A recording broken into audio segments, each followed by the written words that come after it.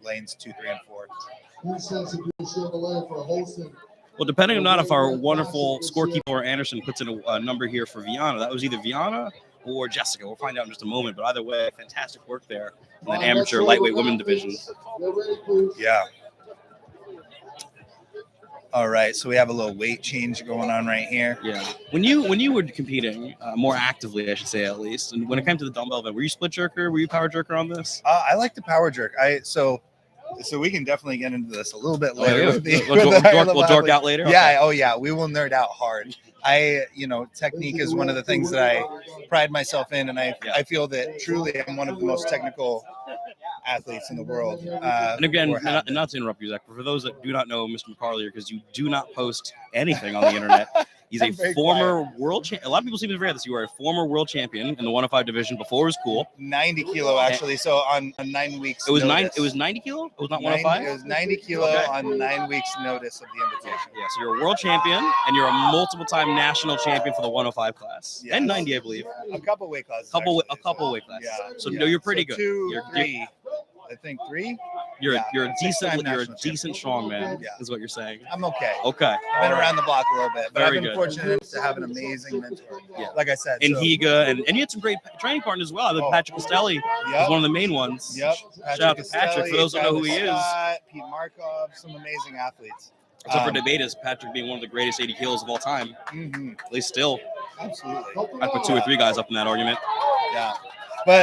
But today we have some very promising up and coming athletes. I know that we're going to see one of the lightweight men who is an extremely strong presser. He's very promising. Yes. Yeah. That gentleman's name is Bobby Leslie out of Hawaii. Extraordinarily talented with the overhead. We'll see what he does in the dumbbell today. I mean, first time he hit 150 pounds about 2 weeks ago. He did it for a triple. And I know that because I'm his coach. So we'll see. So how far off on body weight is that? He basically did a body weight dumbbell, a little under a body weight dumbbell by how many reps? About 15 pounds. About 15 pounds, yeah. Wow. Yeah. For reps. So, contextually speaking, guys, if you're an individual watching this, you happen to come across this screening, and you've never touched a circus dumbbell, next time you work out, just go to your gym, put a fat grip on a regular dumbbell, and just try to hold that in your shoulder and just give it a few presses. Like you'll kind of have a very small idea of how difficult this task is. I mean, the force vectors essentially on this will go in any direction because it really just is as stable as your body is during a dip and drive, and that's really challenging with just one part of your body holding onto something. Yeah. But to answer your question earlier, in pressing in general, when you're in a contest like this, it depends on what's being scored, right? If you're doing a max, then you need to lift in the way that you can produce the highest weight lifted. And when you're doing it for repetitions like this, you need to focus on something more that is a quick cycling time. Right. So what I mean by that is you're only going to have 60 seconds to get as many repetitions as possible, which means you need to get from the ground to overhead and get that down call the most number of times possible. So I utilized a push jerk. Yeah. I find that to be quicker because you're not going to get the down call until your feet are square. Right. So a split jerk is going to have the downside of having to square your feet back up after the press. And a push press or a strict press is going to have the downside of not utilizing the legs and fatiguing the pressing muscles more swiftly. Tricep, shoulders, things like that.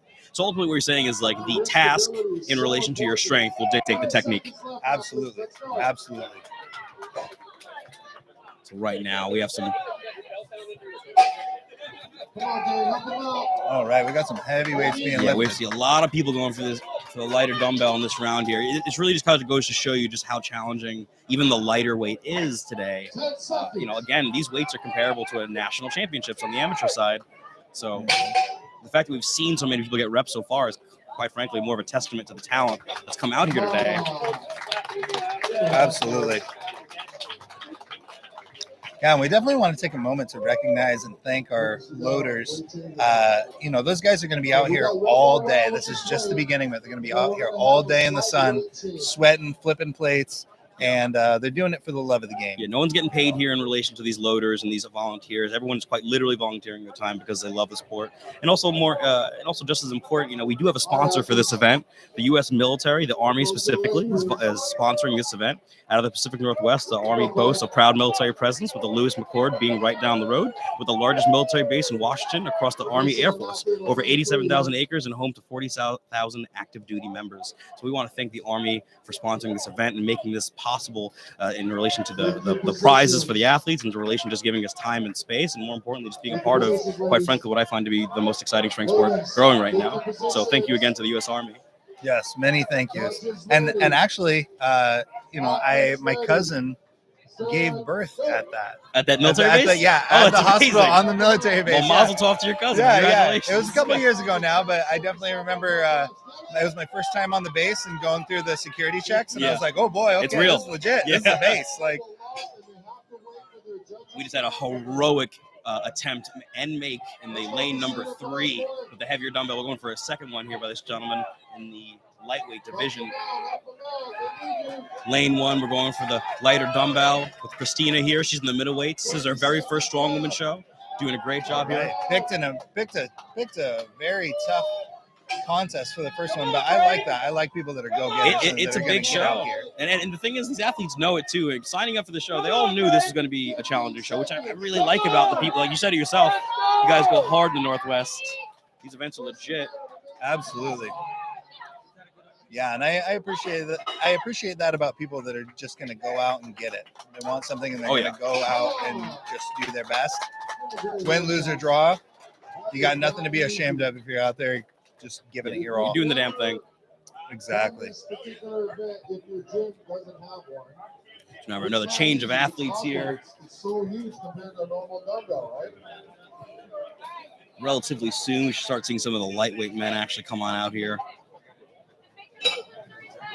All right, next wave of competitors, approach your lane.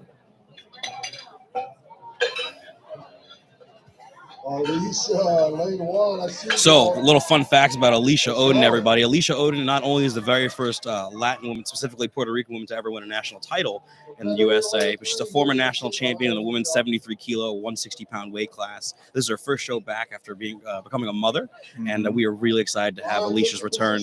Ideally, getting that Arnold bid invite after the show if she wins. It's not going to be an easy show, but Alicia is a former national champion, and she does Puerto Rico proud. So shout out to Alicia.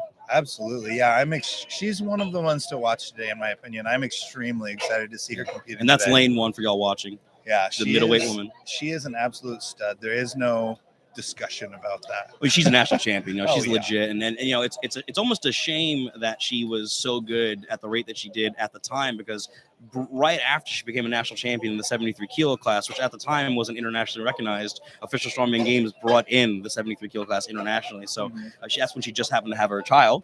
But I would love to see what Alicia would do now that she has because we already know she's accomplished nationally. I wonder what she could do internationally now amongst some of her peers. I mean, her training partner is the 73 kilo world champion. So, I mean, it's not like she doesn't have good training partners. So I'm excited. I would argue she's probably the most athletic woman in the 73 kilo class, even still. I actually her ability to move weights is incredible. Not even just heavy, like how her body moves around the objects is incredible. Like, she is a true athlete. Yeah, I definitely feel that she is one of the more gifted athletes to enter the sport in the last several years. Right. I mean, a former track and field athlete. I believe she was a sprinter specifically. I think 400 meters or less was her area of expertise. I'm not positive, but I just know how she lifts. I know how she moves. She lifts big weight. She lifts the big weight. She lifts the big weight. She pick it up. She put it down. She moved fast. Yeah. For those watching again, furthest to the left on screen, lane 1. Let's see what Alicia Odin does here. Going for the heavier dumbbell, not surprising. All right, let's see it. And money. Okay, so like you said, you reference how the technique you'll utilize will be based on your strength and ability. And Alicia is seemingly doing very easy power jerks. Doesn't have to move her feet. Yep. Almost push pressing it, really. Yeah, damn near push pressing. This is hard. This is a very hard weight. It just kind of goes to show that she has not lost a beat.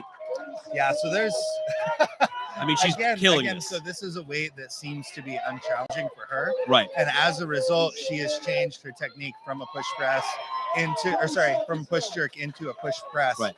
Because it does have a slightly faster cycling time. And you saw her switch to a push jerk right there. That's and that's fatigue management coming back out. Right. Yeah. Now she's using fatigue management, switching back to a power jerk. Yep. She's so she doesn't even need to look at her judge. She knows what she's doing. Yep.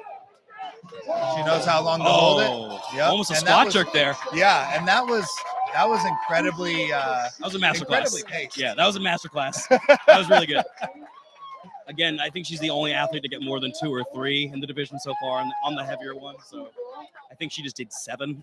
Yeah, and I don't even know if that was really so much a muscular fatigue thing as maybe a cardiovascular. Yeah, she might be tired. She might be tired.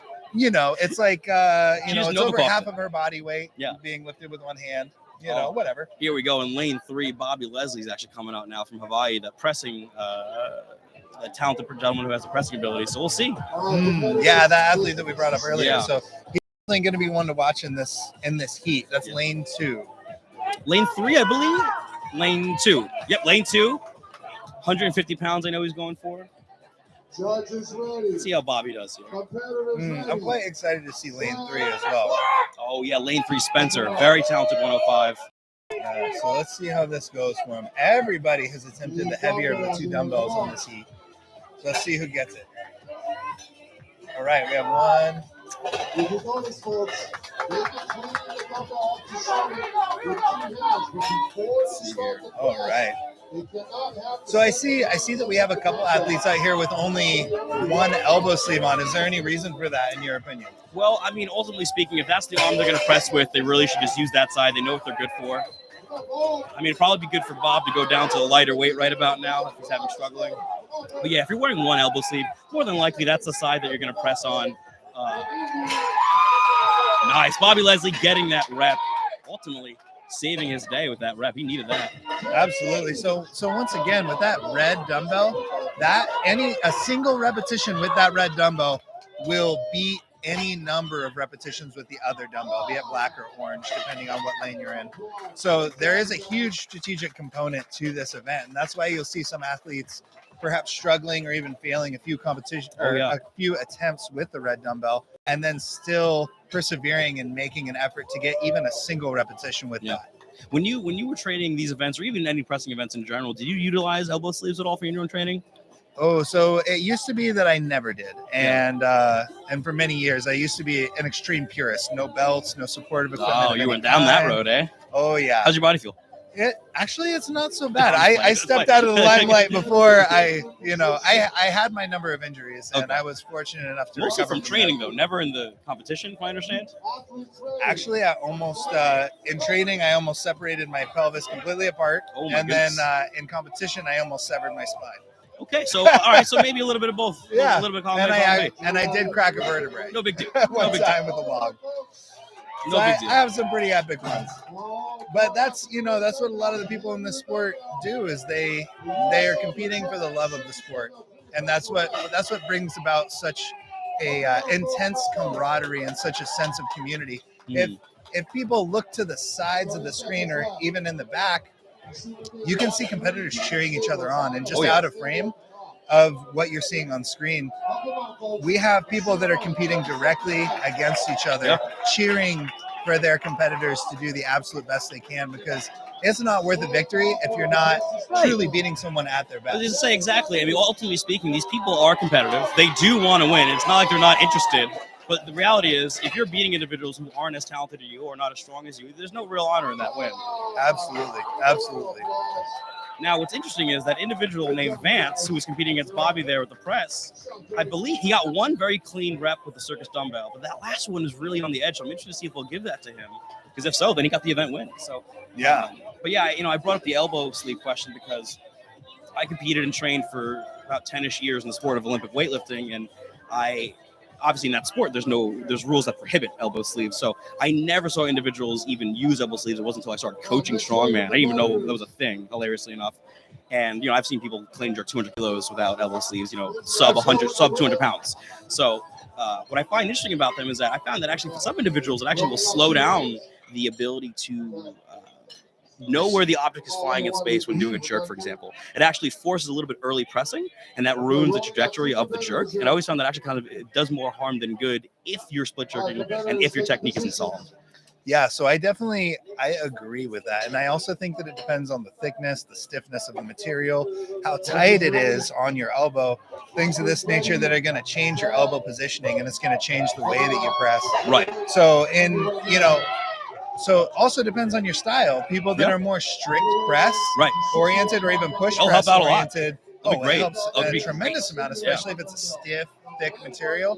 But if, like you said, if it's a split jerk, someone who's utilizing a lot more dynamic strength, then it can throw that way off. Yeah, it really can. Way off. I mean, ultimately speaking, something that a lot of individuals don't think about when they're learning the technique of the split jerk or even a power jerk is a lot of times people will assume that you're squeezing that object, whether it be a dumbbell, a barbell, an axle, really tightly in the hands. It's actually quite the opposite of what you want to do. Because ultimately speaking, if you're, ironically, pushing up into it with your arms as you're dipping and driving, you'll slow down the power and the height, essentially, that object will have. So sometimes elbow sleeves will affect that. It'll make the individual more inclined to squeeze the handle or push early into the object. Yeah, and in addition to that, with a sport like weightlifting, we have a very standardized bar that has a very predictable pattern of movement, a very predictable whip to it. It's amazing. If you haven't seen weightlifting, like proper weightlifting, some people call it ollie lifting or Olympic lifting. It's just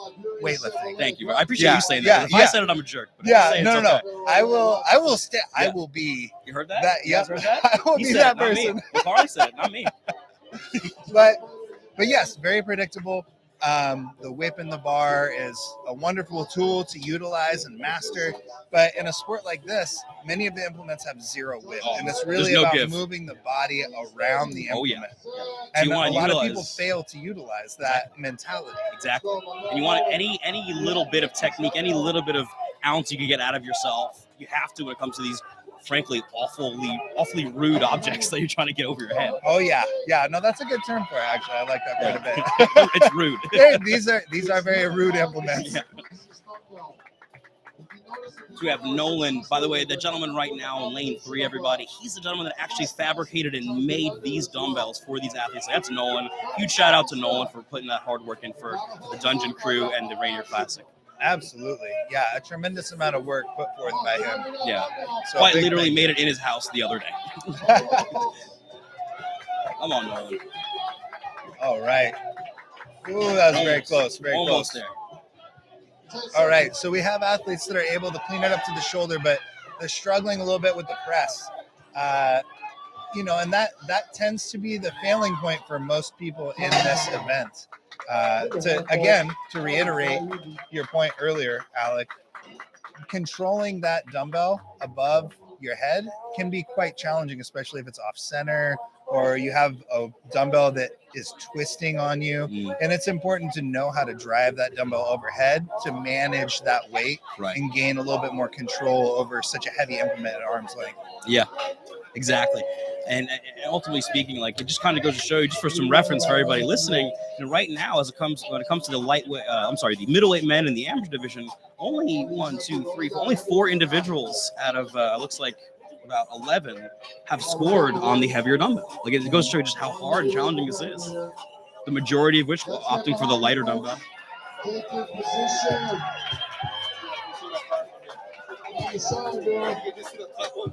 All right. Looks like we have one individual that's going solo. All right. Is this in lane 4? Yes, it is. Amateur heavyweight man. It looks like this gentleman could be James Moore. Okay. Let's see what he's got. He's taking the approach of taking that lighter dumbbell. He's got it in position. Got it nice and strong. A little instability right there. He seems to be having some trouble stabilizing it on the shoulder. Come on, James. You can do it, buddy. All right, big dip and drive. It's just definitely out front. Unfortunately, the weights fell out on him. Looks like it was not secured prior. 30 seconds left. Looks like James is going to opt out to not do the event. I mean, ultimately speaking, it looked quite heavy. It looked like it might have been a PR attempt for him, maybe on the lighter one. Yep, and so that's something that we will see in these kind of competitions. Again, we mentioned it earlier. This is absolutely a regional level competition. It is a rather national level. Regional show with national difficulty. Absolutely. Shout out to James for getting out there and trying anyway. That is a very heavy dumbbell, so good for him for trying to get a number on the board. Absolutely, yeah. And a lot of times, I encourage people to select events where they feel very comfortable with 3 out of 5 of the events.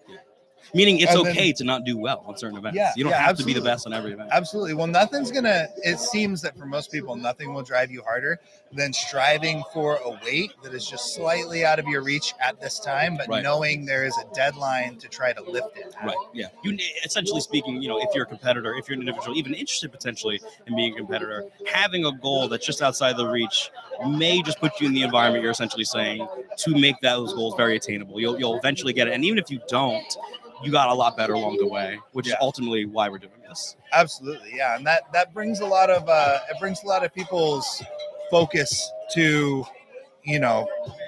extreme precision and improvement on one or two of the movements, and that is a very manageable goal.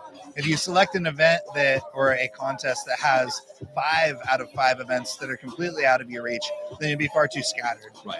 And it's also very discouraging. Ultimately speaking, you do want to have some level of success. Not to say you shouldn't push yourself and do things that are quite frankly challenging and scary, but ultimately speaking, you should have an ability to do some of the events. If you're going out there and you're choosing a show or a contest or they use the term show in strongman, right? Yeah. That is completely out of your realm of ability.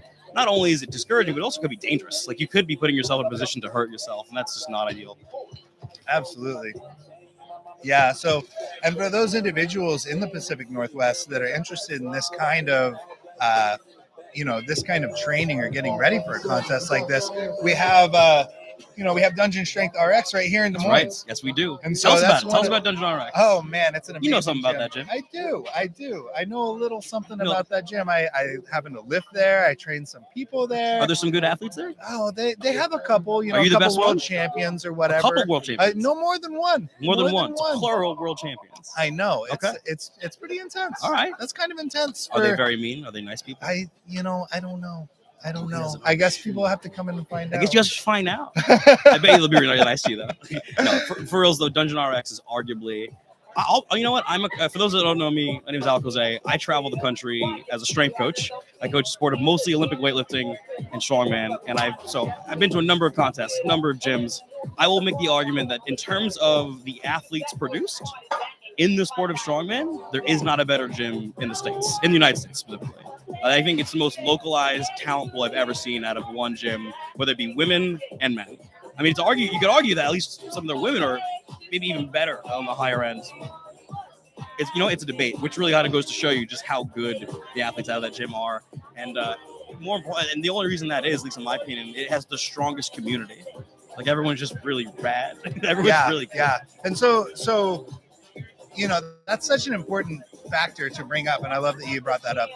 Community is it's extremely influential in the outcome of what happens when you go to a gym, when you have that accountability of training partners, when you have very skilled technical coaches who are going to teach you how to lift properly and keep you away from pitfalls like injuries, overtraining. Right. These things can end a career. But people that have been there before will keep you far away from that. You know what's honestly my favorite thing about the gym? Like, honestly, because most of the time when you go to a gym, there's usually like a coach. There's like the guy when you go to a gym. Are there really good coaches at Dungeon? Hands down, absolutely. But what I really like about the gym, truth be told, forget when I'm doing a commercial, I'm just talking about how awesome the gym is. It's just when you go in there, like I could go in there and a dude like you might just be there. I'm like, you should try this out, man. Whether it be a technical thing or whatever. Like for example, I think even athletes like Alicia and maybe Aaron Murray, prior to them having coaches, I think they both had won a national title without coaches. And it's just because of the hive mind of intelligence and community in that gym, which really just goes to show you, like it wasn't, I don't think they even had an organized plan. They just knew to train smart. They're obviously both very gifted when it comes to like exercise selection and things like that. They're not dum-dums, but it was really community driven. Like that's crazy. That's pretty wild. No, I think you too. agree. I don't know if you've ever had a formal coach. No, and you've also done really well. Yeah, in that same community. Yeah, so me personally, I've always, I was taken under the wing of Grant Higa, Pete Markov, that whole crew, very experienced OGs that were able to keep me from hurting myself in many circumstances. And then I tended to train by myself for quite a lot of years, and I coached myself. I still do, but I'm soft retired. We'll see what happens. Soft retired. I mean, you did just go for a world record. Yeah, that was pretty cool. Yeah, well. Go for, not got. I think to be fair, I think even to be within the running for it is pretty rad. And that being said, I still believe you have the second heaviest axle clean and press ever within your weight class in the United States. Yeah. And so only being bested by arguably one of the greatest overhead pressers of all time in the 105 division in Nicholas Campy. Yeah, so, and he's a very impressive athlete. He's pretty good. Yeah. I think he's good. He's okay. I think the current world champion is pretty rad. Whatever. He's a strong fella. He's very talented. Nice dude, guy too. He's so sweet. Yeah, him and his dog. I just want to hang out with his dog. Yeah. He's so nice. No, he's a very nice guy. I enjoy him quite a bit. Yeah. So shout out to Nick Campy for Nicholas Campy, you're the truth. We love you, buddy.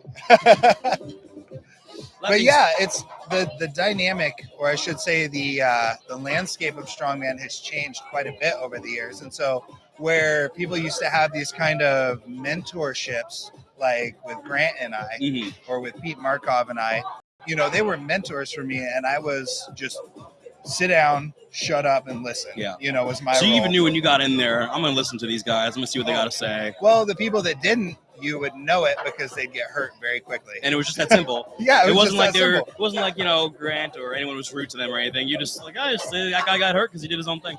Always very kind. Yeah. Oh, the community has always been extremely kind to one another.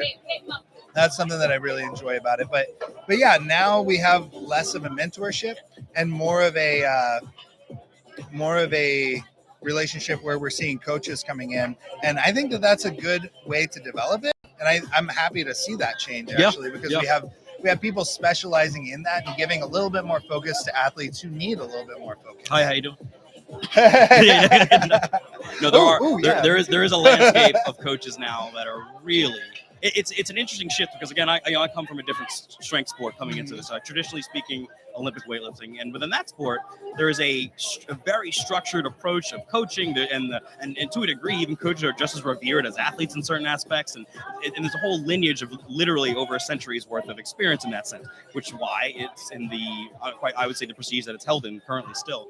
And strongman and woman, it's such a new sport. So what you're seeing now is like the onset, the dawning of that sort of environmental curation by coaches kind of coming in now. You're seeing there's no longer just, I'm coached by some guy. It's now like, I'm on a team. And there are things like that. And that hasn't happened until, I would say, arguably the last 2 years. It's a very new culture shift in the sport. And we'll see if it bears fruit in positive ways. You know, with anything, there's pros and cons. But it's kind of an interesting shift to kind of see the sport going down that road. Absolutely. Yeah. And I'm excited to see, as you said, what fruits it bears. Yeah. You know, because that is the way that the sport is evolving, and it is exciting to see people pushing their bodies and ultimately the human body to the absolute limit of performance. Right. Yeah. I'd imagine, you know, for example, let's say you and we just talked about him. Let's say Nicholas Campy. If you and Campy, for example, were training partners under a similar training system, I'd imagine there would have been some very interesting results. Maybe 500-pound axle. Yeah, is what we would have seen. Honestly, no, I'm dead serious. I don't disagree at all. I think 227 kilos for those that are more kilo inclined would have been very attainable because, quite frankly, you two are bananas when it comes to that particular event. And you know that's some of the things that I'm predicting will happen in the sport with these teams being created, no longer individuals having to be coached by somebody. I think you're going to see diamonds made out of this pressure, and I'm sure there'll be a couple of cracks along the way. But you know, it's going to be a very interesting landscape, let's see, in the next 5 to 10 years. Absolutely. No, I completely agree. I mean, the fact that we're even at a show like right now, for example, the Rainier Classic, again, with over 90 people from around the country, I mean, it's $30,000 in prizes for this show alone. $30,000 worth of prizes. That's incredible. And you know, it wasn't that long. 5 years ago, actually, even last year, Nationals doesn't have prizes to that caliber. This is something very different. It's very special, and I think it's due to the fact that we're having some shifts in culture, whether it be teams, whether it be the incorporation of women competing now at a much higher level and more consistent, whether it be weight classes getting a little bit more notoriety. Like even yourself, I mean, you got to just be on ESPN going for a world record as a weight class based athlete. 10 years ago, 5 years ago, 3 years ago, someone would have laughed in your face. 2 years ago, someone would have laughed in your face if you said Zach McCarley's going to be on ESPN going for a world record attempt. Oh, absolutely. They would have laughed in your face. Yeah, and so I do think that is something that's, again, unique about this sport is it takes all comers. You know, it doesn't matter if you're a heavyweight, lightweight, male, female, whatever you may be, you know, we're all bonded in this brotherhood of iron. Yeah. And so I mean, even people that come from other weightlifting sports. Yep. Powerlifters are very common to Strongman, meet. CrossFit, kettlebell, Yep. whatever you're doing. Yep, If you're doing kettlebell, weightlifting figure your as life out. well. But anything else is really cool. Yeah, and so Joking, you we guys see, are cool. You guys are rad. Yeah, we see that in the sport, and it's quite fun. I mean, I actually had an interesting conversation with Nick Camby and Anthony Furman about where people have come from in the sport, and a lot of people come from wrestling as well. Yeah, you know, a lot of wrestlers. myself I was a being wresler. one of them. You were a there we wrestler? go. There you go. There it is. Yeah. Yeah. Hey, That's check how out the ear. Oh, there it is. I'm not as cool as you. I wore the helmet. I did too, but I wrestled this guy. Oh man, I wrestled this guy, Dave Walker. He took third at nationals in Greco-Roman. He's the dude that started this one up because for those of you at home, I'm pointing to my right ear. That makes sense. You got a little more cauliflower here. Oh yeah, no, Greco's he more just standard. he beat my butt, man. Yeah. He whooped me so bad, even though I was wearing headgear. Yeah. I had some of that softer headgear, and he just popped that sucker right in. I was predominantly a folk style and jiu-jitsu guy, so I didn't have to worry too much. I'm mostly being a little shrimp on my back. I don't really have to worry too much about head grinding. Yeah. But like the point is, there's a lot of athletes coming from different sports in this, and there are a lot of commonalities like wrestling. I think it's the mentality that translates. Absolutely, I completely agree with you. But even like CrossFit, more recently we have individuals like Narumo Ahipeni from New Zealand, winning the 90 kilo world title in 2019. That guy's he's a CrossFit Games athlete. Dude, he's very impressive. He's truly something special. I absolutely agree. This is no diss on the individual Nicholas who won the 90 kilo world title in 2022 that just passed. That man is amazing. 2021 to 21 last year. I'm not sure. Last year, whoever last year was 2021. We're in 2022 now. Oh yeah. So he won 2021. That Nicholas Meyers, who just got the circus number world record at the event that you were competing at, amazing athlete. I'll tell you something right now. If there's anyone to beat that man, I would say it's Narumo. And that's a guy coming from a CrossFit background. He did CrossFit Games in 2017, I believe, in the teams division. I believe his team placed 5th. He's an incredibly talented guy, but that just goes to show you how broad the landscape is now in terms of talent pool. Now we're getting we have an individual here competing in the pro-am heavyweight women's that y'all see later in the name of Inez Carrasquillo. Inez, prior to getting into strongwoman, which she's doing strongwoman now for 13 months, which most people don't realize. Only 13 months total. Oh, yeah. Oh, I was unaware of that. 13 total months. Holy cow! Before that, she had the 10th highest powerlifting total of all time for women. And then she transferred over to this. Now it's like the 16th because, a couple ladies have come. But the point is we're getting talent from these different areas of just absolute, just like a magnitude of skill. And it's such a dope time to be a fan or a coach or an athlete or whatever. I completely It's agree. cool. It's a good time. Yeah, and we're starting to do things like the stream, which is extremely exciting to me because this is something that, years and years ago, we're going to wind it back all the way to 2008. Yeah. I was recording competitors' competitions on a camera that Was it a Razor? No. It was like a digital camera, one of those relics nice. that you had to plug into a computer, which was a desktop because laptops were too expensive. Right. You plug it into a desktop, you get some editing software, you smash it all together, and I was saying the future is going to be streaming this. Like we need to live feed this, but the tech was just not there. It's exciting to be a part of it now that it is here. Yeah, man. Honestly, think of it this way. If when you started, right, Zach McCarley just getting strongman, it was at this level, and you got to listen to a former world champion, a guy who's in your class, just detail some events like this, you'd geek out, like the information potentially being valuable, or even a half decent coach talking as well with a much more impressive athlete. It would be really cool. Is my point. Like the sport is just in a place now where it's developing at honestly. It's not I think in 3 years we're gonna see things that no one imagined. I know, for example, you said a 500-pound axle from a lightweight, from a lightweight. Nez every day. For those who know, I coach Inez. She tells me every other week, I'm hitting a 400-pound axle as a woman. She wants to do that. That being said, everyone, we're going to wrap up this cast right now. We're going to start our next event relatively soon. In the meantime, thank you so much for watching. Thanks so much for checking out this broadcast, and we'll see you guys soon. All right, we'll catch you guys soon.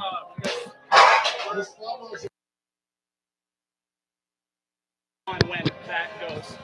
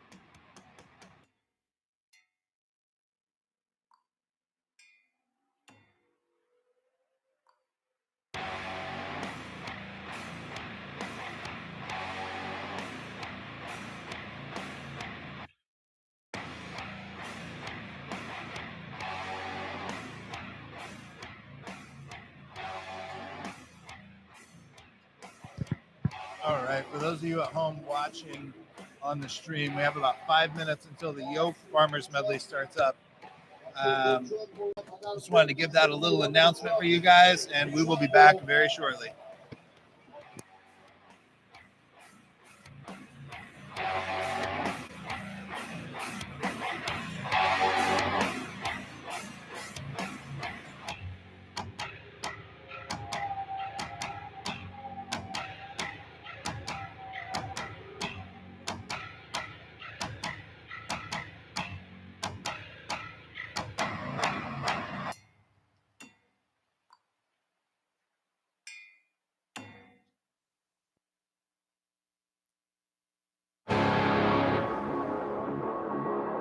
All right, ladies and gentlemen, we are back for event 2 of the Amateur Rainier Classic. Thank you so much for tuning back in. We have the horrific medley that is 90 seconds of farmers and yokes going back and forth.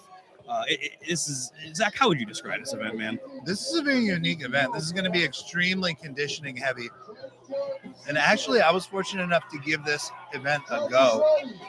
Not with contest weight, it was lighter, but you can make this hurt just as bad as you want it to hurt. This is a 90-second time domain, so we are working well past an anaerobic window, and we're working into just people are going to be draining themselves on this. Yeah. And you're going to see a lot of people overclock it. You're going to see a lot of people go way too fast in the first 30 seconds and start to burn up around 45, 60 seconds. And then the last 30 seconds of the event, they're going to flounder. You're also going to see a couple high-level competitors that are aware of this, and they might start a little slow, but they will continue through the whole event. So you're saying slow and steady. Slow and steady for this one. You will see them rise to the top. Absolutely. Yeah, I mean, that's definitely an event in which you could easily destroy any sort of energy reserves that you have in the first 20 seconds accidentally by sprinting. And that being said, a huge factor in this event that some people might consider is the grip strength. You might not have the grip strength to keep up with your actual cardiovascular abilities. Yeah, I honestly think the biggest factor here is going to be your cardiovascular conditioning. I think we're going to see a lot of people burn up. And for those of you at home wondering exactly what's going on, this is a max distance event in a 90-second time frame. So that's truly brutal. Yeah, that is an incredibly brutal event that we're seeing here. And as you can tell, everybody, you're having to run back in between implements as well. It's not like it's just there for you to pick up. There's so much going on. And what a great first round there from our athletes. Yeah, anybody still moving right there at the end of 90 seconds, they pace it right. For those, exactly. And for those curious how they're actually scoring this event, each time there is a successful completion of both implements going the distance, which is 50 feet, you will essentially get 1 point. Beyond that, it'll be down to distance if there's any partial distance made with a secondary implement at any point. So if you didn't complete it, we are counting the distance as well that you made on that implement that you happen to stop on. So ultimately speaking, it behooves you to not stop at all because quite literally every inch will matter in terms of the total points. Absolutely. So we're probably going to see people clustered in the distance when they're at one of the two ends. And so you might see a couple people with very short time frantically trying to get out of the back. They finish a distance, they flip around, they try to move even 2 or 3 feet before the time goes. That's a strategic move that will be made by some individuals who are extremely aware of how this is scored and where they need to place. Yeah, exactly. So it really comes down to, we have Tasha Wolf over here dancing in lane number 1. Again, everybody, Tasha Wolf, former deadlift record holder. By the way, when she pulled that deadlift record, it was at the end of a full competition at amateur nationals. No suit, no straps, over-under gripped it, overhand it. Wow. So Tasha, she's really looking to get that record back, which I believe was just taken by a wonderful strong woman that won nationals the following year. And her name is Kira, by the way. She just she pulled out the Clash on the Coast, the event that you went for the actual world record. Mm-hmm. A fantastic performance out of Kira. So again, I'm just really excited to see what Tasha does in the sport. I heard this year she's doing a full training year for OSG, for Worlds. That's very exciting. For the lightweight division. That's wildly exciting. Yeah, she's an incredible athlete, and I think with some focus, she is going to go just as far as she wants to. She will absolutely be at the world level if that is what she desires and what she dedicates herself to. I believe with a good year of training, Tasha's very capable of qualifying for day 3, top 10 in the world. Here we go, our next round of athletes here. Here we go, athletes are going. Slow and steady. Yep. It's wise, very wise. Honestly, you want a nice light jog back. I absolutely agree. I think a jog back is appropriate. Yeah, forcing that air. Speaking of grip strength, Tasha arguably has one of the greatest grips in her division. Slowly putting her belt back on. I love her smooth setup here. Yep. Once you're under load, just smooth and steady, finish it, no drops. Efficient energy management. So what do you think? This is actually an interesting question for an individual of your caliber, Zach. And when it comes to the hand placement of the yoke, you see some athletes opting to put their hands on the bar itself. Some athletes putting their hands on the support bars directly to their sides of their body. What would you opt for, and what do you think about that? Well, actually, in the future, I'll be releasing a technical series when I talk about that quite a bit, and I actually do have an educational series, 2 of them, Basics of Strongman for people who are interested in getting into Strongman, and then Strongman Theory, that's a playlist where I talk about in-depth strategic getting better at the skill of competition. And this is 'cause something that you're already a doing. skill. Those two are ones I'm already doing. I'm working on putting together a technical series. But specifically for your question on the yoke, that is a great question because you see so much variation in hand placement. My personal opinion is if you can master grabbing the crossbar, not the upright, but the crossbar that your shoulders are on, that is a wise move because the crossbar will always be there on any variety of implements. Whereas the uprights vary in distance between, you know, some yokes are narrow, some yokes are so wide, I can't even touch the sides. And so with that variable in there, you can reduce your number of variables, you can increase your consistency of performance, and you can perform better at more contests more reliably, which is what's necessary to reach the top level of competition. So that's a big mouthful of an answer for you. And I'm sorry if that's a little too much for those people at home. I think there's a lot of people at home that would appreciate an answer like that. It gives us a little bit more insight on the actual events, and coming from someone like yourself, it's valuable. You know, as a coach, you know, again, I mentioned already that I came into the sport not with a strongman background. I actually, the very first athlete I ever coached, she had her hands traditionally on the sides, and she was a very small human, lightweight woman. And I actually convinced her, I was like, let's not do that. Ultimately speaking, I think we're gonna get a lot more out of our total lat engagement and upper back if we keep our hands similar to that of a back squat. Like, for example, if you didn't have to, you would never squat like this. So why would we do that when we're trying to move maximum weight? And she ended up winning nationals that year, and she won the yoke event, but with her hands. She was the only athlete with her hands on the bar. Now, does that mean you can't be successful with your hands on the side of the apparatus? No, not at all. We obviously see very successful athletes. I believe the current world record by an open class man is Lawrence Charley with 570 kilos, finishing that in like roughly 22 seconds, and he did it with his hands on the side. Oh, it's unbelievable. It's unbelievable. Yeah. But the point is, it can work either way. But I agree with you. You should at least be entertaining the notion of other ways might be slightly better for you, maybe on your body, maybe whatever it is for yourself. Yeah, that's one of the first things I like to analyze with athletes is what's their best way of movement currently.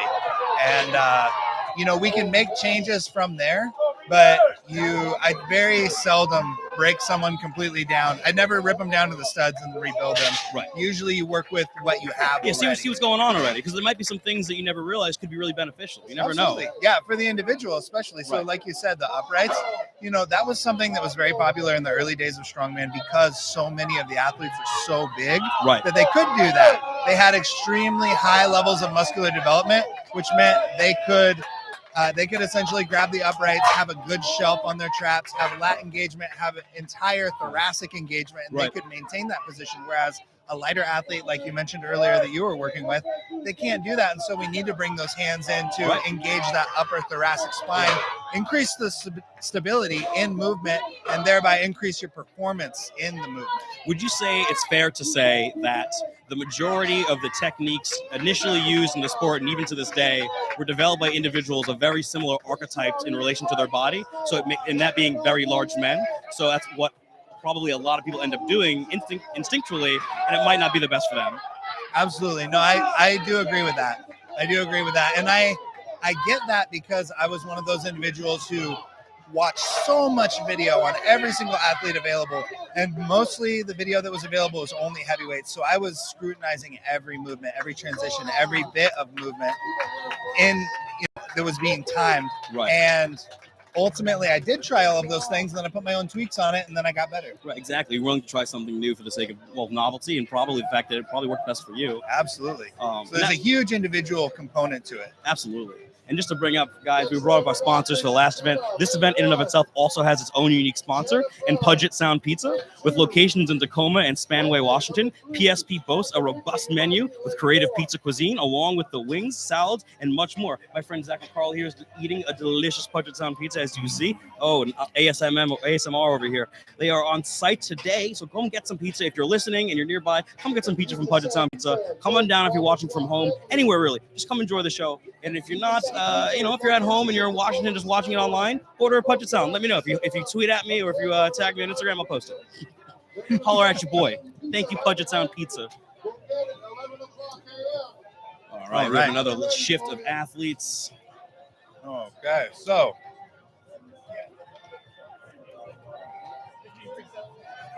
so I do think, again, I gotta say it, especially when we're working with so many athletes.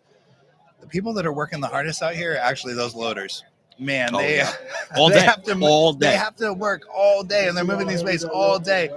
And I've been in that spot. You can see in lane 3, people are pushing those weights around because they have to get it fine-tuned, to get it fair for everybody.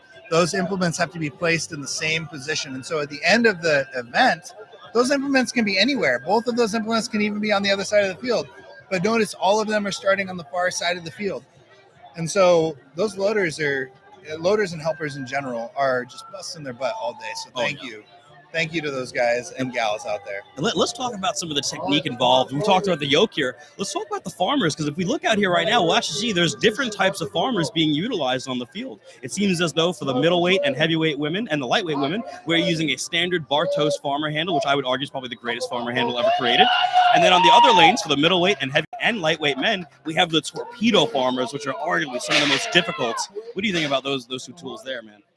Yeah, so I definitely think that a thinner type of farmer's implement, not the handle, we're talking the implement, the body of the implement. A thinner one is going to be more beneficial for quick movement, no drag on the thighs. So those Bartos, those are an extremely well-built piece of equipment that is going to allow you for the highest level of performance. Now, the torpedo ones that we see in lanes 3 and 4, those are going to be significantly harder. They're going to be dragging on your thighs. It's going to be interrupting your stability. It's going to be interrupting your stride. You can see in lane 4 right now that he is struggling to get his legs past that because he has some tremendous quad development. Oh, yeah. Those are some beefy thighs. So it knocks around the farmers, you're saying. But what's happening is those thighs are dragging along. And look in lane 3, we have the same thing. You can see there is zero daylight between those thighs and those implements. And so that's going to drag on the thighs, and it's going to make the movement harder in general. Yeah. That heavyweight amateur in the lane number 4 right now is Mikey Mitchell. Mikey boasts about a 600-pound bench press. He's an incredibly strong individual. But you can see here, he's still having a real hard time with those farmers. Definitely not a grip issue for him, but the fact that, like you said, they're bumping along his legs as he's trying to walk makes it extraordinarily difficult. Absolutely. And we got about 2 seconds left. Oh, that's time. That was brutal. And I definitely think one to watch. I'm not sure who this is in lane 1, but man, she is tough. Like she has a war face. I believe yeah, she really does. That was a lightweight woman there, right? So I believe that was BJ Sagan. I'm not sure who it was, but it was quite impressive. She was going for it, and that event got quite gritty, and you're going to see that a lot today with this event. 90-second time domain is a tremendous amount of time to be under this kind of strain and load and demand that kind of work out of your body. Most of the time we are working in a 60-second time domain, and within that time domain, we have a lot of timed events. So an event like this, realistically, typically is just a medley that once you carry it one way each or down and back both, then you will be done. So we're looking at a 20 to 40-second timed event. But this is more than double that. Right, exactly. More than double the duration, and you just keep going. And potential for more than double the actual workload having to be done. In coaching something like this myself, as I've prepared athletes for this event in particular, and even in the training side, there's so many different approaches to train an event like this, because obviously this isn't an event that you could just do every week for 12 weeks without completely destroying yourself. So I'd imagine, and I'm sure you would agree, you have to break this event up and style how you train it. Like, for example, I had some athletes running yoke and then just doing farmer handles for the sake of grip conditioning. And then the following week would be inverse, a heavy grip yoke hold into a farmer runs, maybe then into a bike sprint for the sake of cardio. How do you think you'd prepare for something like this? Oh, that's a wonderful question, actually. So again, this is something I address in Strongman Theory on my YouTube channel. Check it out, Zach McCarley on YouTube. But, breaking this kind of event up, it is important to note that so many of these types of events cannot be trained weekly with any meaningful load. And that's what I've found, especially when you're looking to build ability. Now, if you're looking to build skill, you can use a suboptimal weight to build that skill. What would you say, 50, 60, maybe 70%? I think 70% or more is a working weight. Yeah, I'd agree. And I think that is something that is important, because you're going to see where your technique begins to break down, and you're going to see how your body performs. But to answer your question, I would say with an experienced athlete, I would have them train this entire event once every 2 weeks. With a less experienced athlete, I would work their conditioning separately, and I would have them train yoke on 1 week, farmers on the next week. Sure. With, as you said, with grip emphasis every week, just from a different stimulus alternating. Right. Probably we'll say odd weeks on farmers and even weeks on something else. Sure. But the idea being an inexperienced athlete or someone who's new to the sport needs to build those skills of movement, whereas someone who has those skills of movement needs to actually practice the performance side. Of course, I would totally agree. By the way, that athlete that you mentioned, the previous lane that really impressed you was, in fact, BJ Sagan, rather. So right now we have Vina, who also did fantastic on the circus dumbbell. We're talking about lane 1 right now, everybody. Awesome. Vina seems very smooth with the farmer handles. Excellent performance. Yeah, so we have people rushing down and back, and we have a couple of people moving really fast. So we'll see if they can hold that pace. This is an incredibly cardiovascularly challenging event. And again, normally for those that are maybe new to the sport watching this event online right now, generally speaking, this event is usually sometimes just 50 feet down and you're done. Some very rarely down and back. So having to do this for 90 seconds is a totally different reality for the majority of these athletes. And that fatigue that's going to set in, that you can see even now in lane 1 as she's rocking back and forth, is very real and very overcoming. Our jogs, so we start going from jogs to jaunts to very slow walks in between. Yep, so we see those athletes starting to grind down. Yeah, Jess Wong right now. Great. Amazing. Oh, so close to the finish line here in lane 1. Let's see if she gets it. All right. Let's go, Jess! All right, so close. That is going to be a tough one. Man, she's a little bit away. I don't think we can see it on our cameras, but she just came just a few inches short of maybe 5 line. inches, maybe 6 inches. So close. So we'll see if that hurts her or if she was far enough ahead. So we have one more athlete remaining in the women's lightweight. Again, man, shout out to these loaders for having to push all this weight back and forth all day. In fact, the majority of these loaders are national level strongmen and women themselves. For the love of the sport. It's for the love of the sport, right? It is. It's an incredible community. I love it. Again, the Rainier Classic team, the Dungeon Strength team putting on a fantastic show today. $60,000 in production alone, $30,000 in prize pool. The show is really next level in terms of individuals on the amateur side. We love watching the future stars being produced here, and on the pro side that we'll all get to enjoy later today. And if you're interested in future events that are put on by this same crew of people that is putting on the Rainier Pro Show, then just check out Dungeon Strength RX on Instagram. They also have, they also have a YouTube that not many people know about, but I really enjoy their videos. Yeah, the videos are hilarious. They're hilarious. They really are. Shout out to Ryan Terry being the comedic genius that he is. He is. One of the owners hilarious. of Dungeon Strength. Yeah, so you can follow them on basically every single form of social media. So that's Dungeon Strength RX. I'll get my big ogre-like head out of the way for 5 seconds so you can see it. Look at this. There it is. We both have some big noggins. Oh, dude. We got strong noggins on this commentary. Yeah. Strong heads. When I take pictures of people, it's like, why is my head so big? Even when I shave my hair down. I got it's a legit time zone. It's its own area. Yeah. I got a 5 head too. It's all good. Maybe even 6. I like to pretend it's a sign of strength and maybe slightly more Neanderthal than human, but maybe that's good, but probably not. Probably just bad genetics. It's fine, whatever. It is. Yeah. Bad genetics, good genetics. For me, whatever not you. it is. You're a strong guy.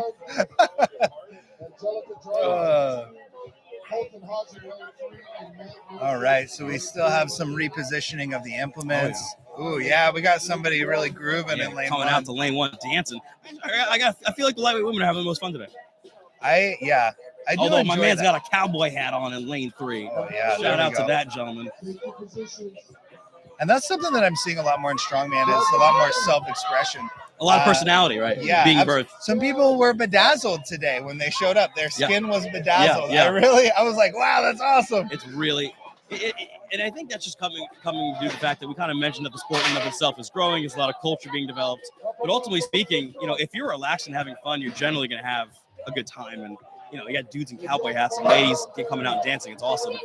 Absolutely. Yeah, so we have lanes 1 and 3 really running between implements, and I'm interested to see how they last. Yeah. Because this is one of those events that's going to be incredibly grueling. 90 seconds is a long time to work, as we mentioned. Watching lane 1 here, I'm interested to see if her grip will actually last the majority of this. It seems as though I got a little tricky towards the end. Gentleman in lane 3 running pretty confidently with that yoke. It's interesting to see what event or what implement rather in this event is a strength or a weakness for the athletes, because, you know, I think very rarely we're going to see someone very good at yoke and farmers. It might be one or the other. Yeah, and I do think that might be from the recent maybe lack of emphasis on grip. It seems that there have not been a lot of endurance grip events in the sport. It's almost fallen away, like singular grip events. Yeah, and so, you know, so the way that I like to break it down is there's really 4 categories of movement that I would call them probably principles, and then there's 3 different categories of skill, or you need to have them, and grip would fall into one of those categories of you kind of need to have it. It's not going to punish every single contest, but it'll punish you enough that you'll never reach the top level of competition without a good grip. Yeah, ultimately speaking, you know, you absolutely need to have that gorilla strength in your hands, and we've seen it. And if we're going to talk about more of the open class and maybe some of the more famous guys that people would know of, I think of individuals similar to that of like a Tom Stoltman. You know, Tom Stoltman, at least historically, had a really poor grip, and it's kept him from winning certain shows. Now it's obviously one of his strengths, which is fun to see, but it really is it is a pillar for strongman. It's a pillar. Absolutely. Yeah, it's not as big as like pressing or ability to move under load, which would be like dynamic or moving types of events, or static strength like a deadlift, or loading, which would be like Atlas stones. But it does fall into those other 3 categories. It's like grip and medleys and miscellaneous. Those 3 are ones.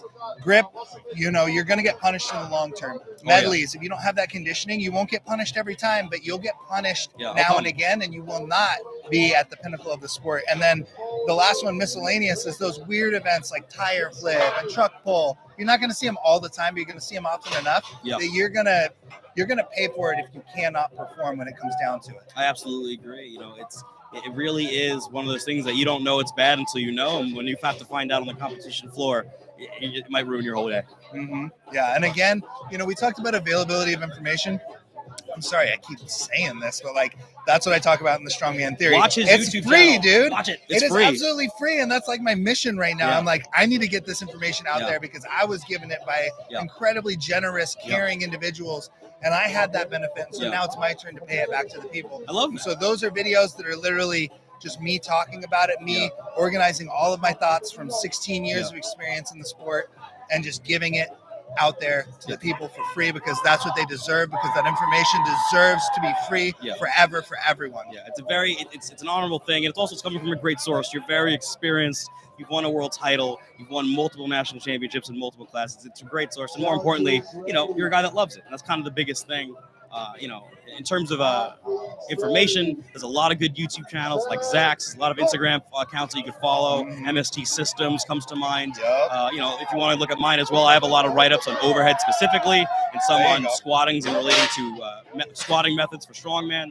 So, you know, there's a lot of really smart people out there, not me, mostly Zach, that are giving out quality information that's useful, you know, that are all completely free. A lot of free stuff. Well, you know, sometimes, you know, I think that everybody is a little bit different, and I'm actually surprised that grip is playing such a role in this event, but you absolutely called it. Oh, yeah. You know, when I did this event, and I have a very solid grip, but I trained it a lot. I worked on my grip a lot, and I felt like things were kind of the same in that way. I'll tell you right now, it's going to be the thing that stops a lot of people from winning when they should. Yeah, in this event. I'm very surprised to see so many people struggling with their grip in this event, because I would think that, honestly, for me, it was conditioning when I gave this a go. I just could not breathe, and it made bracing incredibly hard, but I did do like 8 or 9 lengths, so that was pretty brutal. Yeah, it is, and like you said, it has fallen out of popularity in the sport, I would say, the last 5-ish years, like pure grip events, which I can understand from a spectator view. It's pretty boring, but it is a fundamental aspect of the game. Yeah. Wow. So these guys are just They're grinding cooking at this right now. point. They are cooking. Oh, they better start moving. You can see two of the lanes were completely dead for a little bit. Yep. Not easy. All right, so that, again, 90 seconds is just such a long time domain to be working in this way, to be under load and to be bracing properly for that long. Because when you're under a yoke like this and when you're carrying farmers, you cannot relax your core. Your core has to be engaged, and you can't really take proper breaths to get that CO2 out and to get that fresh oxygen in. You cannot replenish that. And really, it's more about getting the CO2 out. Yep. But you can't get that out properly and quick enough for the amount of work that you're producing in that time frame while you're under load. And so managing that is part of the real struggle of this event. I mean, the majority of strongman training, if you guys want to get a little nerdy, the vast majority of the energy systems being trained within the sport is the ATP energy systems, which is essentially that initial burst explosivity, things related to a fast sprint or 1RM deadlift. Beyond that, you have the aerobic and anaerobic systems, which are almost never touched. And this is exactly what this event touches, those energy systems that are very rarely trained. And it's just hard. And my energy system does mean your ability to keep going. That's it. Nothing too crazy. It's honestly, it's a great challenge. It's a fun challenge made up by Lucas Hatton, one of the main promoters here. Damn him. I'm sure a lot of the athletes are thinking, but it's a sweet event. I definitely think that this is, I want to do a contest with this event now. It's got me all amped. It's got me ready. Well, I think you crushed this one. You have the hands for it. It's true. Conditioning's easy to train. You can do it almost any other day. Right? Just the hand. You got the hands. I think you'll be surprised in the programs later on. I think what you'll see is a lot of the individuals, specifically the 82 kilo women, are going to struggle on the farmers, not because of the weight, but again, their hands are a bit smaller. They're going to have a harder time. Yeah, and so that does relate to knowing your own body, knowing what works best for you. There are some tricks that you can use for that, depending on the diameter of the handle. You can roll. You can take the bar and you can roll your hand under the bar to take the slack out of the skin. Yeah. But if the implement's too large, actually that will hurt you because it will start the slipping process. Right. And so you really got to know your body. But yeah, the different size hands is a real thing. So those people wondering at home, if they're not sure, it does matter. It does matter the way that your body is put together, and it translates to how you perform and what the optimal method of performance will be. Yeah, because you'll find different body styles. Again, you could have smaller hands. Will you have the best grip in the world? Maybe not, but you can find training styles that will really, bring your potential out in that. And similar to what you described, it's almost like a gymnastics false grip, essentially. Absolutely. Allows essentially more room, more highway, more total traction in the hands to hold on to something. Yep. So we can see here in lane 1, for example, she wants to do her best here to finish that. She's struggling with the grip right now, but she's almost there and just gets it. Excellent. Fantastic she's work. Just over the line. She's switching over to the yoke in lane 1.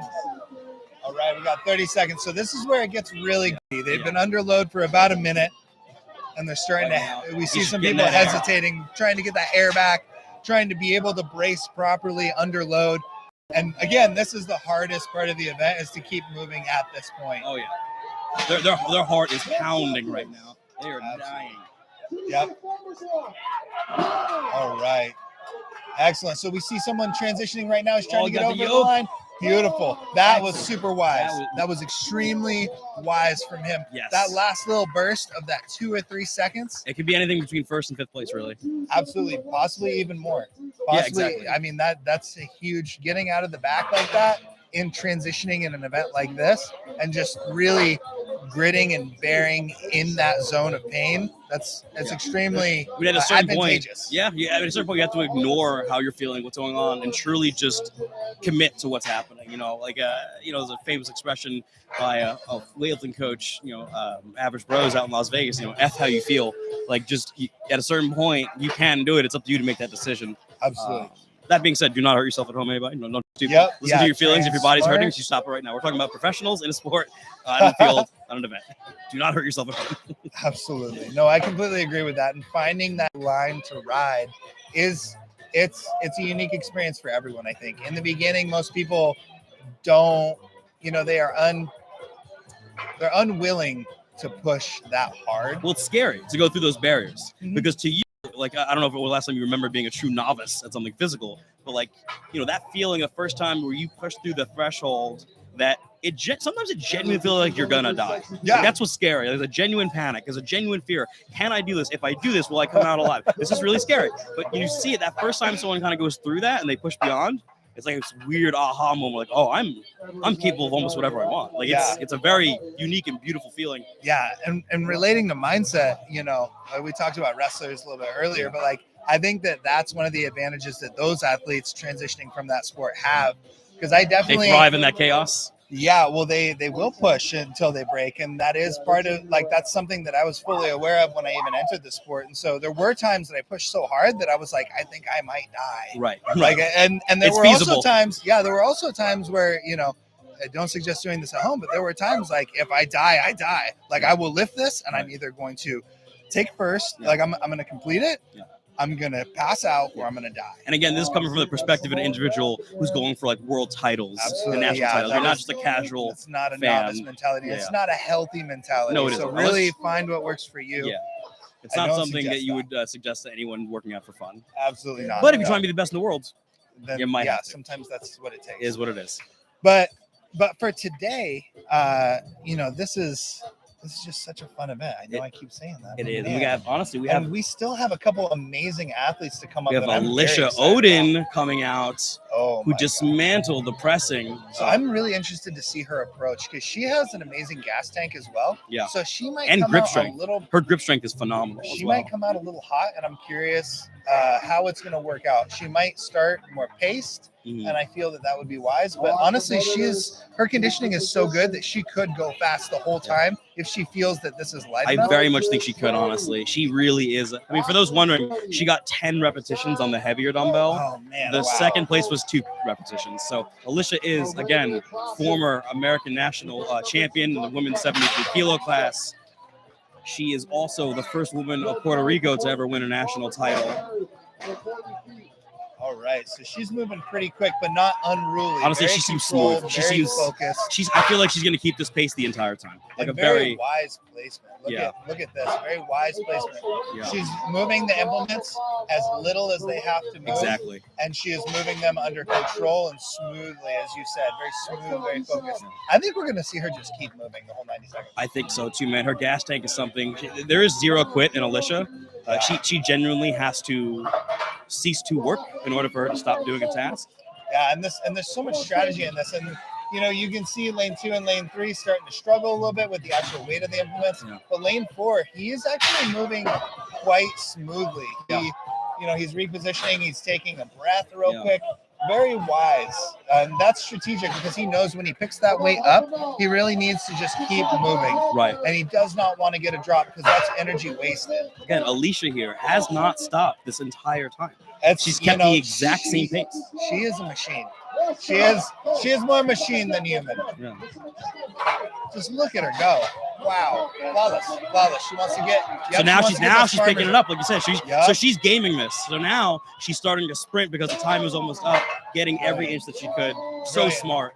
Smart.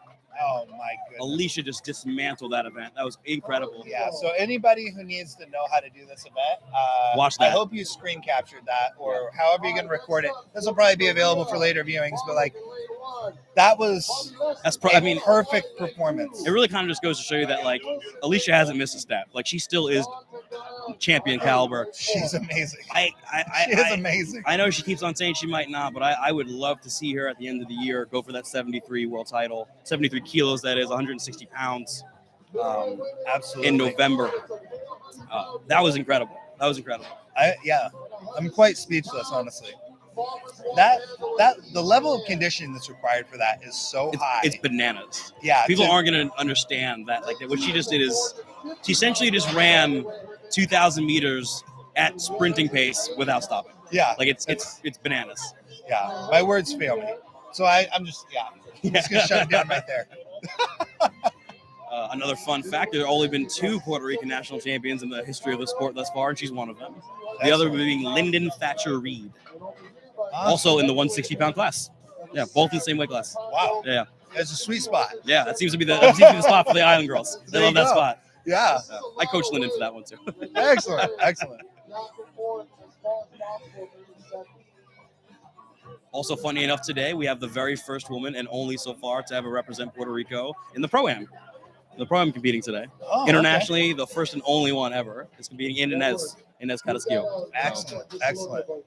And again, that athlete, if I'm not mistaken, is she taking a swing at a pretty big lift later today? We'll see. It is possible that at right around in between the start of the Pro-Am divisions and after the amateurs, which we're watching now, that Inez might go for the world record in the circus dumbbell.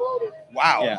And so what is the current world record? The current world record is 185 pounds, held by the fantastically strong Sam Bellevue of Canada. Oh, she actually, her and Maxime just got engaged, if I'm not mistaken. Congratulations to the Boudreaux family. Yes. Assuming they change names. But yeah, like a fantastic athlete there. But yeah, we'll see that. We see Bobby Leslie here, really trying to make up points here in this medley. All right, and that's lane 2. Lane 2. We have some athletes really moving right now. Speaking so in the of last grip couple of strength, heats, it seems that we've been a little slow, but this is filled with action. Speaking of grip strength, it's actually arguable that Bobby Leslie has the strongest grip in the entire 80-kilo division. And I'm not even talking about in the States. I'm talking about the world. Wow. That man's grip is unbelievable. That's so what would you say that can you quantify that for people at home? I think Bobby Leslie is fully capable of lifting a 375 to 400 pound farmer per hand.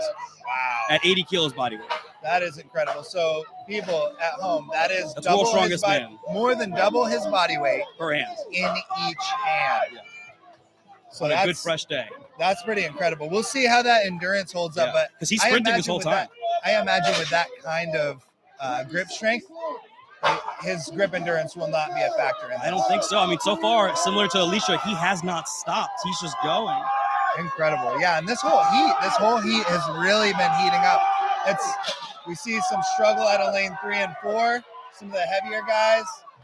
The lanes 1 and 2 are still moving. They're still under load. What a pace out of these athletes. Absolutely phenomenal day. Now that is a performance by Mr. Leslie in lane number 2. All right. And I believe, is that Spencer in lane 3 that we just saw? Yes, it is. All right. A very young up-and-coming athlete. I think that he has some tremendous potential. Spencer, arguably one of the largest 105s I've ever met. He is. When I heard that he was a 105, I said, excuse me? Yeah. Right. Like I mean, what, 6'3", every part of probably 265 walking around? He's huge. When we say 105, by the way, we're talking about 105 kilos body weight. That is the competition body weight. Everybody, it's 231 pounds. That gentleman more than likely did a 20-pound cut for this show, but the majority of which is most likely water. That being said, an incredible athlete and probably, potentially, depending on how far he wants to go, maybe a next guy in the big scene of 105s. I mean, he really could be. Possibly. It's very possible. And he, again, does train at a certain little gym in Des Moines. In Des Moines? Would it be Dungeon RX? Yes. It might be. Dungeon RX, all right. He is coached by Saul, the wonderful Saul Petterson of Dungeon RX. Is one of the owners and coaches there. Phenomenal coach, phenomenal diet coach as well. Just coming off of his win at an amateur bodybuilding show he just did as well. So congratulations, Saul. Yeah, absolutely. And an incredibly kind human being. Yes. I have so many stories about him that are just like amazingly kind. And I guess here is not the time or place, but I love that man. Yeah. No we want to give a shout out to Saul. Unfortunately, him. he can't be here right now. He's a little under the weather, and I know it's probably killing him that he can't be here. So thank you so much, Saul, for putting all the work that you've done for the Rainier Classic, for all the work that you do at Dungeon Strength continually. We really appreciate you, buddy. Absolutely. And I know he's at home watching right now. Yeah, he has to be. Yeah, he has to be. He's the kind of person that would not be able to not watch. I'm gonna miss cares so much. I'm gonna miss the traditional Saul speech after the meet to all the athletes, where he always cries and really puts his heart in his sleeve there. But unfortunately, we're having today. But he's here in spirit. We have our next heat coming on up. Let's see how lane number 2 does in a battle with Bobby Leslie right now. All right, and I believe we have Joey in lane 3. Lane 3 with Joey, middleweight man. Yep. All right, so we have a strong start out of lanes 1 and 2. Yes. But again, this is a long event, so we may see lanes 3 and 4 coming in and maybe too hot, being able to continue to move. Yeah. We'll see, though. I mean, we've seen some incredible paces held, so at this point, all bets are off. Yeah, this is there are clearly some very talented athletes here today in the amateur show. We are definitely, I guarantee you, out of this heat, I'll make the bet now. I'll make the proclamation now. One of the individuals at the show right now on the amateur side, whether it be next year, the year after that, will be on podium at shows like OSG or something even bigger. There's too much talent right now for it not to be. Absolutely. And for those people at home not extremely familiar with the strongman scene, can you explain OSG real quick for them? I can. So OSG is the official strongman games for weight class based athletes. It's essentially the biggest competition in the world. It's where you can get the true title, World's Strongest X, X being your weight class.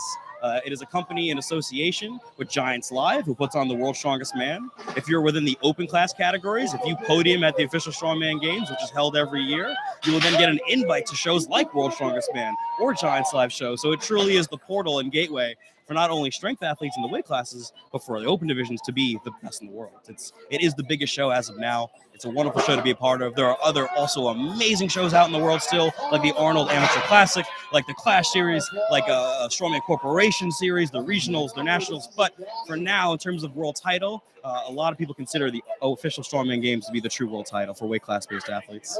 Excellent. So how would one go about getting into that contest? So if you want to qualify for the official Strongman Games, there are multiple ways to do so. If you're in North America, what's happening this year, as of now, we have regional competitions, one of which is actually being put on by the Dungeon Crew in a couple months here. I believe that one will be in August. So you could do a regional show. Top 3 gets an invite to the games. Or if you don't have an opportunity to go to a regional show, maybe you're busy, maybe you're not in the United States, you could qualify online with an online qualifier that's being held. It's usually 3 events, and you'll be ranked amongst the world. And the top 10 in each weight category this year will be invited from the online competition. So you have 2 ways. Show up to a show, which there are many internationally, actually. Many shows internationally. Go to officialstrongmangames.com, check that out. Or do the online qualifier. You know, if you're a guy like you who maybe was in living middle of nowhere at one point and just had an internet connection and not a gym, you can still qualify. Excellent. Train by yourself. That's perfect. Yeah. That's perfect. Yeah. Maybe, just maybe, everybody, we could get Mr. McCarley here to show up to one of them one year and see what he could do. Let's see. Maybe there's an actor. Yeah, right. Keep deadlift out of this. Yeah, no deadlift. We hate that. None of that stuff. Anybody can deadlift. Yeah, right? Why is that even here? Jokes, we all love you. Deadlifts are rad. All right, so looks like we have people breaking some stuff down right now. So for you, Zach, what would you say? Let's say you're an amateur. Maybe you're an amateur in the show right now. You come back and you watch this later. What route would you suggest for an amateur to do in relation to competing in the next steps, the next level, shows like this? What maybe after this, let's say they qualify for a nationals or an Arnold. What would you tell an amateur? Let's say a lightweight woman and a 105 man. What would you tell them to do? What route? What stepping stone should they take? So I would suggest for them to evaluate their health first. Yep. Make sure that you're healthy enough to continue. I suggest people do that after every single event. Place your well-being first. And then after that is sorted out, definitely look into contests that are going to be challenging for you or fulfilling for you. And so what I mean by that is find contests where 1 or 2 of the events are going to be kind of a stretch, kind of a challenge, and really train towards meeting that challenge. Mm-hmm. And then it also just depends on their goals. So if someone wants to be a world champion, then you need to take the proper steps to doing that. And so for some people, it's literally just, hey, you're at that level, just you got to get to the show. Sure. And whatever show that may be. Yeah, and for other people, it is, hey, listen up. You got to take an off season because you have a gaping hole of a weakness that is it's in dire need of development. Sure. And so for a lot of people, that's pressing. An amazing deadlift, amazing ability to load stuff, amazing ability to move. Their grip is phenomenal. They're amazing with the miscellaneous events. Their conditioning is unmatched, but they can't press a 150-pound dumbbell as a heavyweight. That wouldn't be good. Yeah. You will not do well at world level competition. So you're saying don't necessarily worry about the big shows or maybe this regional or that national. You're saying address your abilities first and let that dictate those that you do. Is that kind of what I'm hearing? Absolutely. And also your personal goals. For some people, this is something that they enjoy doing, and it's a form of self-expression, and it's something that's fulfilling to them just to be able to compete, and that's absolutely all right. And I completely support that for all of those individuals. But still, for other individuals, they want to be world champions. They want to push it to the max. They want to see what their body is fully capable of. And I completely respect that because I happen to fall into that category. Okay. You know, and so I can see it from really both sides. Yeah. And really, it is all about what the individual wants. So let's say it was a 105 that wants to go to the highest road, and let's say it was a lightweight woman that's just doing this for funsies. What would you tell them to do to what shows, what route would you tell them? So for fun, yeah, for fun. So we have a lightweight woman just doing this for fun, like a show like this, whatever. I would say find a contest that you like the events and that you feel capable of completing. And if you want to better yourself, again, find that kind of contest that's going to have one or two events that are challenging and go for it. I mean, really, it's not extremely complicated to get into the sport of strongman. Pretty much you just need to know where to look. And there are some amazing groups that can help direct you there. Like on Facebook, there's Starting Strongman. Mm-hmm. I believe it's it's Iron Podium. Iron Podium, yep. Yeah, ironpodium.com. Yep, it's a website that helps you find all amazing shows around the country. Yep. So that is a place where you can just scroll through the events and you can find contests, and on there it will tell you where the contest is at. You just find one that's local, you find one that seems like you're capable of. But again, Starting Strongman is a really good resource because they actually have a gym map as well. Right. And so you usually not many people are as crazy as to find a contest and just show up. Right. But that's actually how I started. Sure. Yeah, I was just like, I'm going to do it. So Starting Strongman, run by the amazing Kel Beck, phenomenal coach. You think it's a good entry to the sport. Maybe finding a gym in the community. So if you're just having fun, great way to get involved. Gyms like Dungeon RX, gyms like Untamed Strength in California, gyms like Lightning in Connecticut out in the East Coast. So I still need to visit there. So Matt Mills, if you are watching, I need to get out there. I'll say it now. Like I said, I told you before, there's 3 gyms in the country that I find to be probably the best in North America for strongman. Matt Mills' gym, Lightning in Connecticut, is number 1 on my list. Number 1 strongman gym in North America. I gotta get there, and I'm definitely a big fan of a lot of the athletes that train out of there. And if I'm not mistaken, Jillian Funk trains out of there as well. She does now. One of the top female athletes as well. Yes. Miss Funk, one of the best 140-pound athletes in North America. Multiple-time podiums at nationals for the subcategory, actually, as well.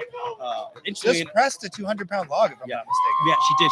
She power jerked a 200-pound log. It was a 12-inch log at that. And on top of it, she power jerked it, and she walks underweight. She does not walk above 140 pounds. Jillian Funk, I would argue, is one of the greatest overhead specialists in the lightweight class. Yeah, an incredible athlete. She's an incredible athlete. So, all right, so that's the route for someone that's just having fun. Now, let's talk about a 105. Someone like you that's like, I'm serious. I want to go far. What do they do?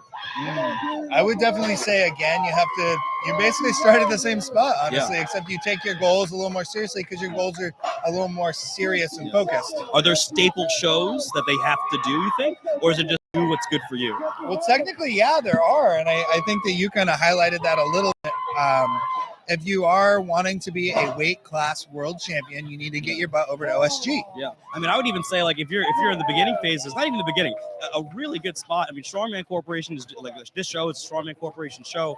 They're nationals. They're amateur nationals. I know they call it amateur, but goodness, the quality of athletes that come through their amateur nationals is unbelievable. Absolutely. It's daunting. I mean, I've seen amateur nationals be a lot harder than certain pro shows in terms of the quality that's come through, the caliber of athletes. And then, even after that, you have, the Clash Pro Series. Like, that's another crazy step in the direction for at least the 105 specifically. Absolutely. And then, from there, I mean, you kind of got to do what the big man does. A guy like Canby, got to go to Worlds. Go to Worlds. No, I completely agree. Yeah, so it seems like now more so than ever, there are more options, more routes of success than literally ever. Like it's the best time to be in the sport, I would argue. Yeah, the sport is very literally exploding, and I'm very excited to be a part of it. Was the Arnold Amateurs a show that you competed in? And if so, did you ever podium there? Did not podium. That is actually where I almost severed my spine. Oh goodness, oh my goodness. Yeah, it was like a really bad. So basically, what happened was I simultaneously got a dorsal sacral ligament strain, which is what holds your sacrum on the back of your pelvis. I also separated some of the tissue between my L3 and L4. Okay. And was it on a deadlift? Sorry? Was this during a deadlift? Yes. Okay. This sounds like a deadlift injury. Yep. Yeah. It kicked out front on me. And I felt it and went to pull it again and actually successfully deadlifted the weight. You saw his expression. You give me a That's coaching appropriate. panic attack. Yeah, like and if this is my athlete, I would have been crying. Yeah, and then I went over to the next weight because it was a deadlift medley. I got over to the next weight, got down to my knees, and went to get up and could not get up. And that was a wrap. That was the end of your day. That was it. Yeah, no, and that was a wrap for the next 14 to 15 weeks. Okay. Yeah. We have one solo athlete out here right now, giving it his best. Let's go. Now, this is a good strategy by this young man. He's jogging back. He's getting his breath. We're going to get back to your Arnold experience in just a moment. I'll give this gentleman some shine here. No, I absolutely agree. The focus is our athletes today. And we see him pacing this correctly. He's struggling to keep that grip is what it looks like. Yeah, I would say the grip is probably his. Yep. And that looks like a mean farmer's at that. I mean, I very much doubt that a lot of the athletes here today competing were able to train on torpedo style farmers, which the style is, and that is a different tool. It's a very different thing. Absolutely, and it's incredibly challenging. You could see that in the front and the back, he could not simultaneously touch those plates to stabilize the implement, and so each of those implements is moving independently, and it would be akin to instead of lifting on a barbell, you have two dumbbells that you have to lift on, each of them move independently. Right. Now this gentleman is calling it early. You know, if you're ever in a position where you're near your limit, a true limit, and you're going to risk potentially hurting yourself, it's good to back off and just walk off. You don't have to do the last 30 seconds. We're going to wrap the event up real soon, guys. But before we go, we want to again thank Budget Sound Pizza for being our sponsor for this event. Thank you so much for helping the athletes by sponsoring the show, providing food, and allowing more revenue and resources to go towards the program today. So thanks again, Budget Sound Pizza, and thank you all for watching this. As for now, me and Mr. Carly can take a break, and we'll come back soon. I'm gonna eat some pizza. Yeah.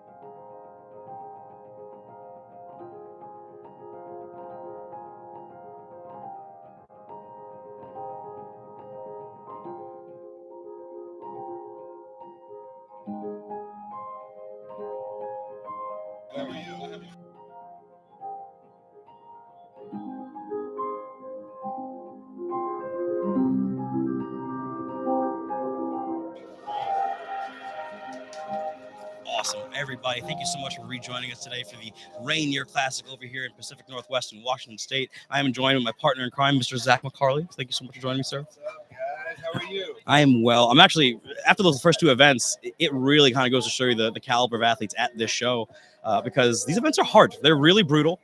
And right now we have an event that you actually don't almost see ever. And whether it be a pro-am, whether it be a national show or a world show, and in a truck pull, and we have that at a regional show, which is awesome.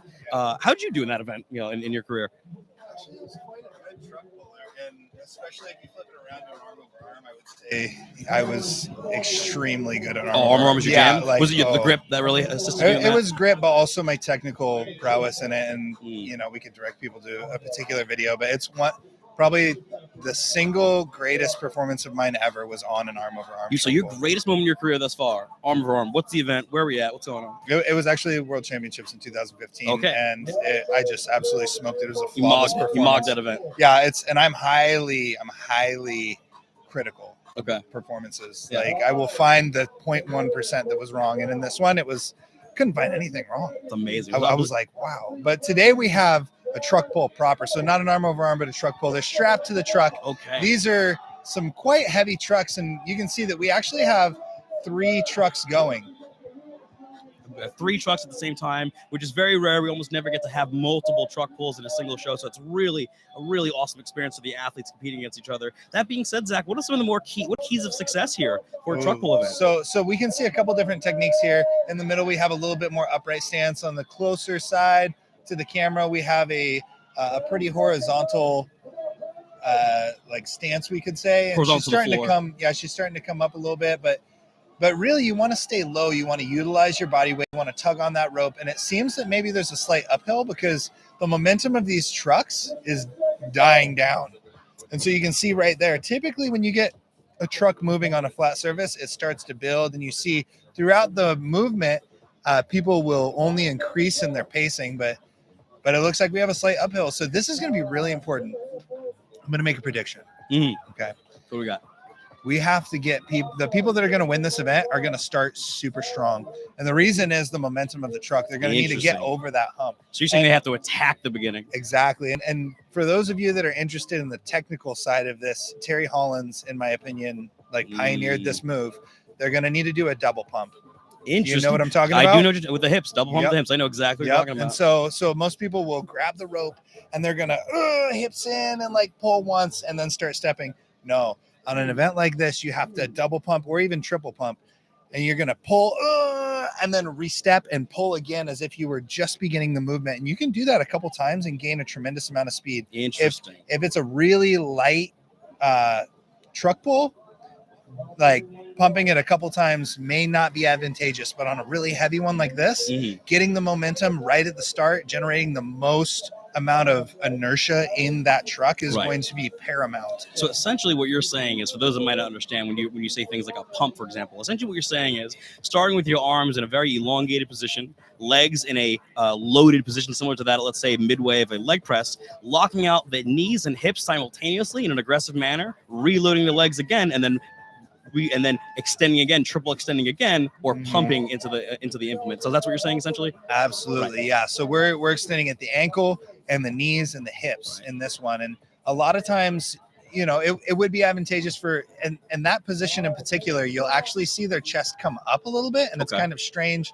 It's counterintuitive, but that really does seem to be the best way to do it. I see. So essentially, once you got that pump, let's call it established, there's momentum being built and the athletes are moving. From there, what would you say your torso position should be in? Should be that almost parallel to the ground, almost like a Kielikowski approach? Or do you think a little more upright is advantageous? Yeah, so definitely a more parallel approach with the upper body is beneficial once the movement is engaged. So once you're in the phase, you can think of it as 2 to 3 phases in this movement. They have the start. We're breaking the stop state and getting some inertia into the implement. So that's the start state. That's when you'd be pumping. And then we have a moving state where your head is down, your chest is down, you're reaching almost over your head and pulling that rope as hard as you can and pumping those legs.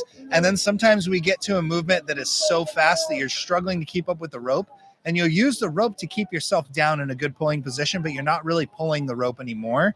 you're really just stabilizing your position with the rope because your arms cannot move fast enough to keep up. And that only happens on lighter poles. So essentially, you know, if it's a lighter pole, which this one maybe looks like it's in the middle and plus the potential upgrade in hill, you're not really doing so much with the arms, more of like a constant state of stability for you to then brace yourself against almost. Yeah, and that is if it's lighter. And so it does seem that we haven't finished that far truck yet. It looks like it's lane 3 all the way to the left of the screen. Right. But that looks like it's quite a heavy vehicle. I don't know the exact weight. Do you happen to know?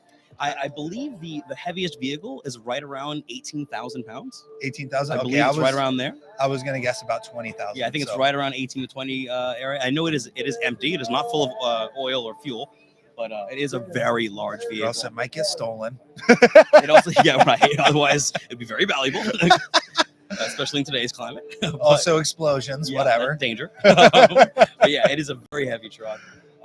I know at Beerstone recently, which is another one of these Pro-Am series that Strongman Corporation is putting on, their vehicles were a lot heavier than that. And many people, if not almost all, did not even finish or even come to halfway, including some World's Strongest Men competitors. It was a brutal event. Shout out to Gabe Pena for letting everyone know what it is down in Texas. Oh, man. Yeah, no, that's heavy if you got some big boys. Losing the 30 to 50,000 pound range, like it was something truly incredible. It must have, yeah, it's so on this event, grade of the ground, and there's a couple factors that really are quite important. And, you know, we'll probably get into that a little bit later on the finer details. So if you guys that are at home right now are interested in that, be sure to tune in for our broadcast this afternoon at 1 p.m. where we're picking up with the pros. And then also make sure that you tune in tomorrow because this is a 2-day broadcast. Yeah, two-day broadcast, 1 p.m. Pacific Standard Time for the Prime divisions. But right now we have the amateur divisions. And, you know, as we already mentioned earlier on the events previously, is that we do have some superstars in the making here. I made the guess that we're going to see some world-level individuals coming out of the show. And we'll remember, oh, we saw that person doing X event at Rainier. I guarantee it. Absolutely.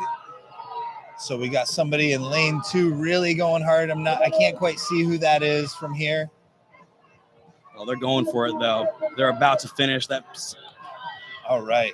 We got a lot of fight out of all of the lanes, really. Oh yeah. And that lane 3, it looks absolutely brutal.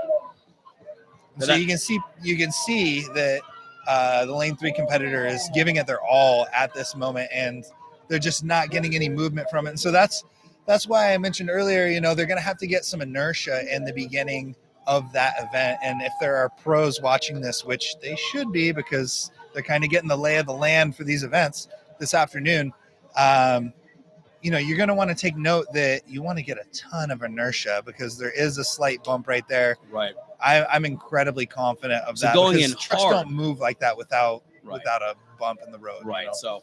So again, really kind of goes back to your main point that for at least, and maybe in this particular contest, if you were looking at this being a more experienced athlete, maybe someone with a coach, you'd be like, oh, I need to start aggressive. Maybe not so much the smooth build up that you traditionally see, but I need to go ham to get the speed going. Yeah. And so those are some of the audibles that you could call. You could call for the double, triple type pump move, which I would highly suggest. Right. You know, but if someone's unfamiliar with that, then just make sure that they have enough inertia and get enough speed going into that because there is an uphill section right there clearly, or else that truck would not be stopping because there's only a couple things that stop a truck like that. And I'll tell you what, the brakes are not being engaged right now. Right. So really what it is there's a hill right there. Which I have seen in the contest, by the way. I have seen brakes on accident. Yeah. Oopsies. So, you know, things that will slow them down. One of the things could be low tire pressure. Like that is a way to make a truck pull harder, is intentionally deflate the tires a little bit. But you know, these trucks are roadworthy, so they're not doing that. There's definitely a hill right there, and they got to get moving quick to get over it. That's all there is to it. It is very much worth mentioning that this event in particular, the truck pull for the amateurs, is sponsored by Northwestern Mutual. The Northwestern Mutual is your go-to expert who helps you with your big picture dreams, goals, and to what to focus on. Contact Thomas Segui to get your free consultation. Let's put the NM logo with Thomas contact info. And so that's our sponsor for the event, Northwestern Mutual. Thank you so much, Northwestern, for coming on board and helping out the Rainier Classic in regard to sponsoring the show, creating opportunities for athletes, both pro and amateur, amateur, and essentially helping create the growth of the sport. It's really important to us that we have fantastic relationships like we do with Northwestern Mutual, because again, without these fantastic sponsors, this just doesn't happen. We don't get to view future stars, you don't get to view the current stars, and you don't get to hear our lovely voices. So again, thank you so much, Northwestern Mutual, for helping us out here today.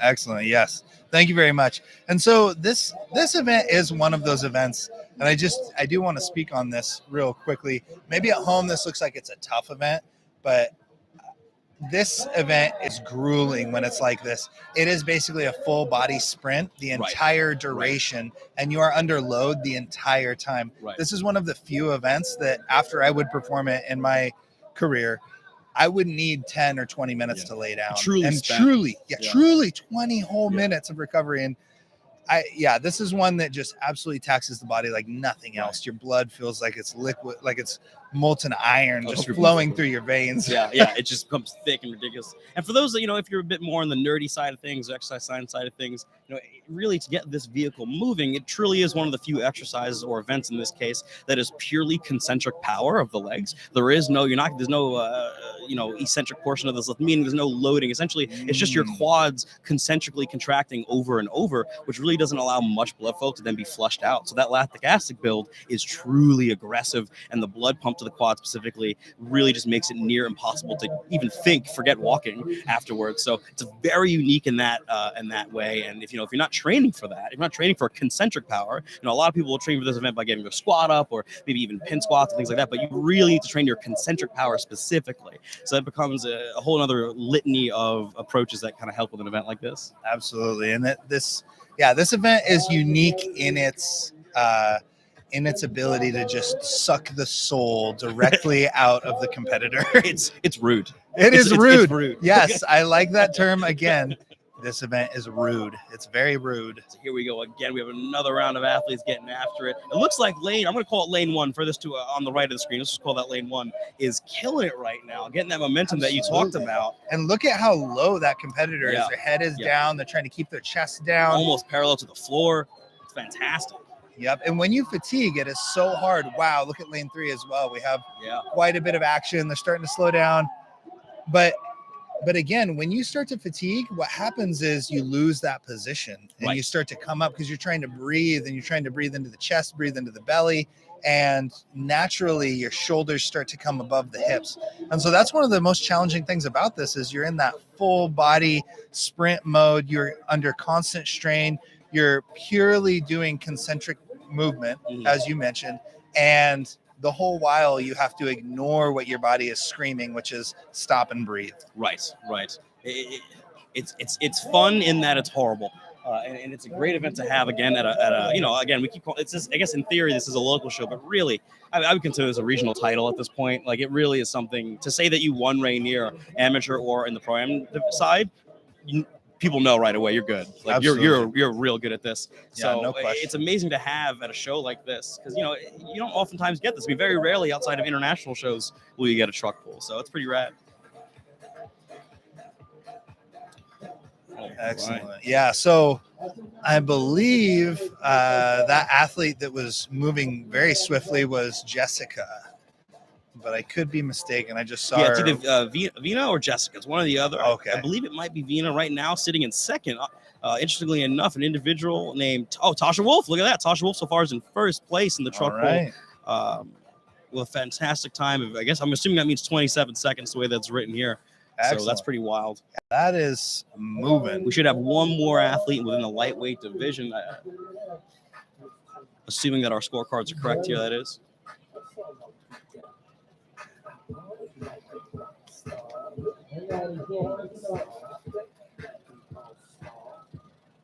Now, within this show, anything event-wise or even the events that we've watched so far, are there any events that we've seen so far that maybe would, to you, like, oh, that'd be a genuine challenge to me? I don't know if I'm a solid top 3 in that. Anything that kind of stands out to you?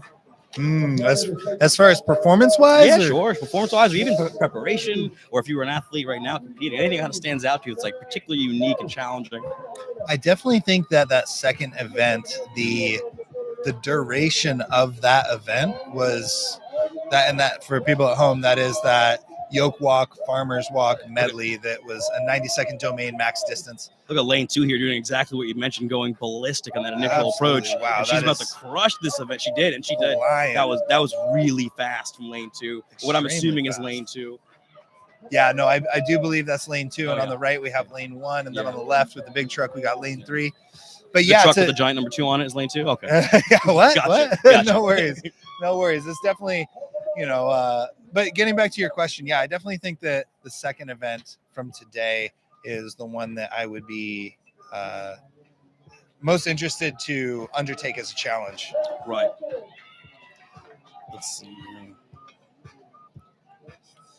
All right, so we got, at least in this event, the loaders just have to clip people in, clip people out, and move the rope, and then drive the trucks instead of physically pushing them. Right, exactly, which is nice. A little break for the loaders. Thank you again to the loaders. But look at this, just as you predicted, that was Jessica that just went last for the lightweight women. She's coming in first place with 25.37 seconds, just surpassing Tostoa Whalen. Who took second on that event. That is a competitive field right there. And it really is. Is that the total score that we're seeing? Yes, right there? it is. Yes, it is. Okay, so yeah, it looks like our top 3 competitors are separated only by 4 points in that class. Right. Jessica in first place with 14 points. We have Tasha Wolf in second place with 12 points. And in third place, we have Vina with 10 points. So it's still anyone's competition, especially since it's a 2-day show. Absolutely. Yeah, that's a tight field. So it is anyone's contest still. And another thing that's unique to note is with these 2 contests, there can be a dramatic change between day 1 and day 2 as far as people's performance, because sometimes they're used to training and then taking a lot of rest. And it is part of proper preparation to be able to perform very hard 2 days in a row.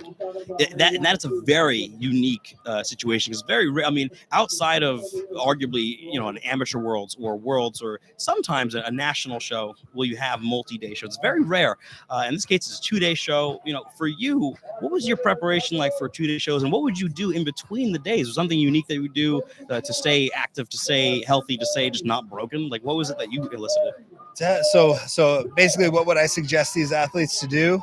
Or at least what I did between 2-day shows. So I definitely made sure that I stretched between days 1 and 2. I made sure that I got a little mobility work. I made sure that I hit a little bit of, foam rolling or whatever soft tissue work I may have needed at the time. Be prepared for plenty of sleep and rest. If that means taking some melatonin, whatever you need, then by all means do it. And I, last but not least, I made sure that I ate more than I needed. So you ate plenty in between, you're saying. Yeah, and what was that eating like? Were you like tons of carbs, tons of protein? What was the move for you? Well, a lot of carbs, really. And so in competition, I like to have about 1 protein shake between events, 1 banana and 1 sandwich if I could stomach all of that. And, plenty of water, plenty of electrolytes, especially between events, especially after the events of day 1 going into day 2. Basically just maximal calorie intake, high carbs, really looking to replenish glycogen stores, which is part of that fueling of that, these kind of performances. So right. That makes absolute sense, especially because, ultimately speaking, you're not going to be able to truly recover when it comes to a 2 or 3-day show. It's not like and your goal isn't to recover. The inflammatory process of genuine recovery to then growth is not something that happens in such a short amount of time. So just having like fast acting carbs, and things like that is usually the best move for something like this. Not necessarily worrying about protein or fats. That being said, you can do certain things, like maybe like an ice bath in between to put a kibosh in the inflammatory system. After the show, obviously, you want to let that happen. You want to let the inflammatory system do its thing. But you're not going to recover in between day 1 and 2. It's just not going to happen. Absolutely not. Yeah, no. There's no way you can recover from this kind of stimulus within 24 hours, or particularly by the end of the day to the next day, within closer to 12 or 16 hours.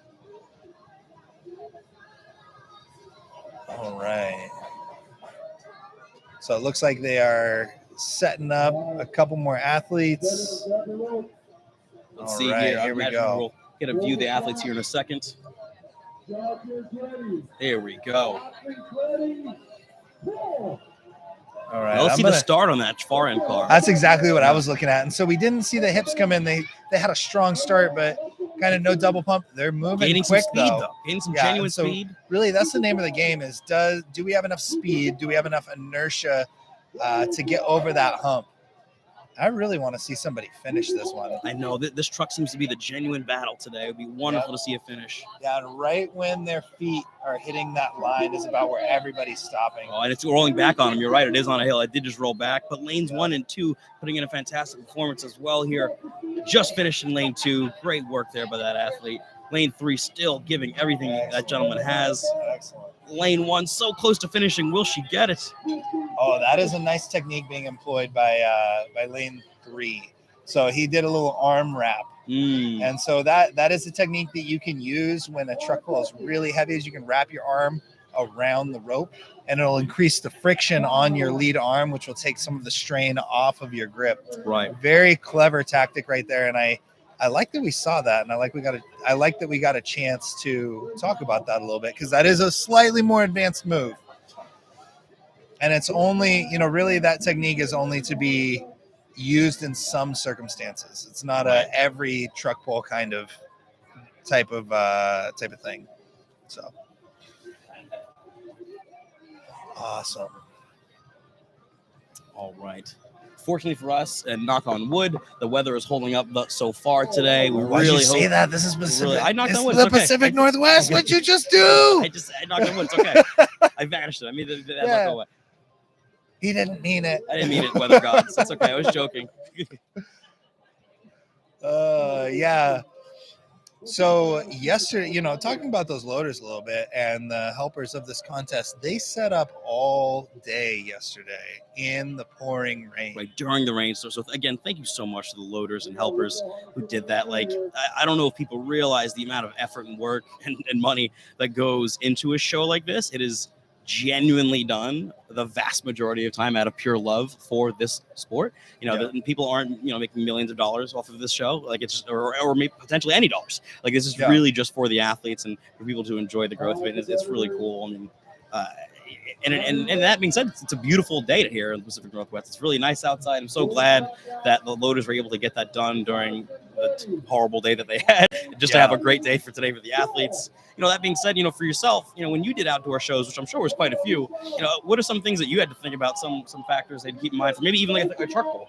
Yeah, so for a truck pull, you do sometimes have some very specific equipment that you want to have. You want to have shoes that have an excellent grip. I would suggest rock climbing shoes. You want to sometimes have gloves is kind of nice, but I never really like to utilize those, although I would occasionally put some athletic tape on my fingers. And why would you do that? Because your skin, when you're applying such extreme forces onto your body, your skin will move. And what occurs when you're really pulling on these trucks, specifically pulling on that rope really hard, is the skin on your fingers will rotate and your calluses will no longer be in contact with the rope. And if the rope is incredibly abrasive, you will almost be bleeding from the sides of your fingers. Wow.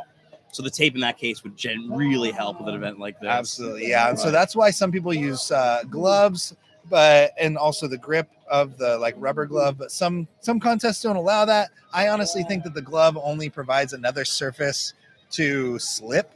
Right. And so that's why I typically employed the taping of the fingers, just to mitigate some of that physical damage. And for, now that we have the thing, you would see yourself potentially bleeding from this portion of the finger, because you're pulling the rope and the skin is rotating and you're exposing the softer skin right here to an incredibly abrasive rope. And, over the course of 100 feet, maximal effort being put into that, your skin just comes right off. Yeah, it's pretty brutal. I mean, I know, for instance, today the rules do allow athletes to use gloves if they so choose. Yep. I haven't seen many use it at all today, probably for the same reasons that you talked about. But using the tape, I think, is a great idea. It makes sense, especially if I should say many people don't have calluses or buildup of tissue on the side of their fingers. It's kind of a rare quality. And it also depends on the athlete too. So I know for me, for some reason, my skin is just a little bit loose. It likes to move around. Yeah, sure. So, some people don't have that issue. I know that I have that issue. I've seen a lot of people that have that same issue. And that's one way to mitigate the damage that can be caused from this event, because really we're trying to get a maximal performance with minimum damage to our body so we can keep competing. Exactly. And ultimately speaking, like you said, here we go, lane 2 with the speed. Wow. Look at lane 2 here. Lion. So there we go. He Goodness reached gracious. that third phase that we talked He about. threw the rope. He said, forget it.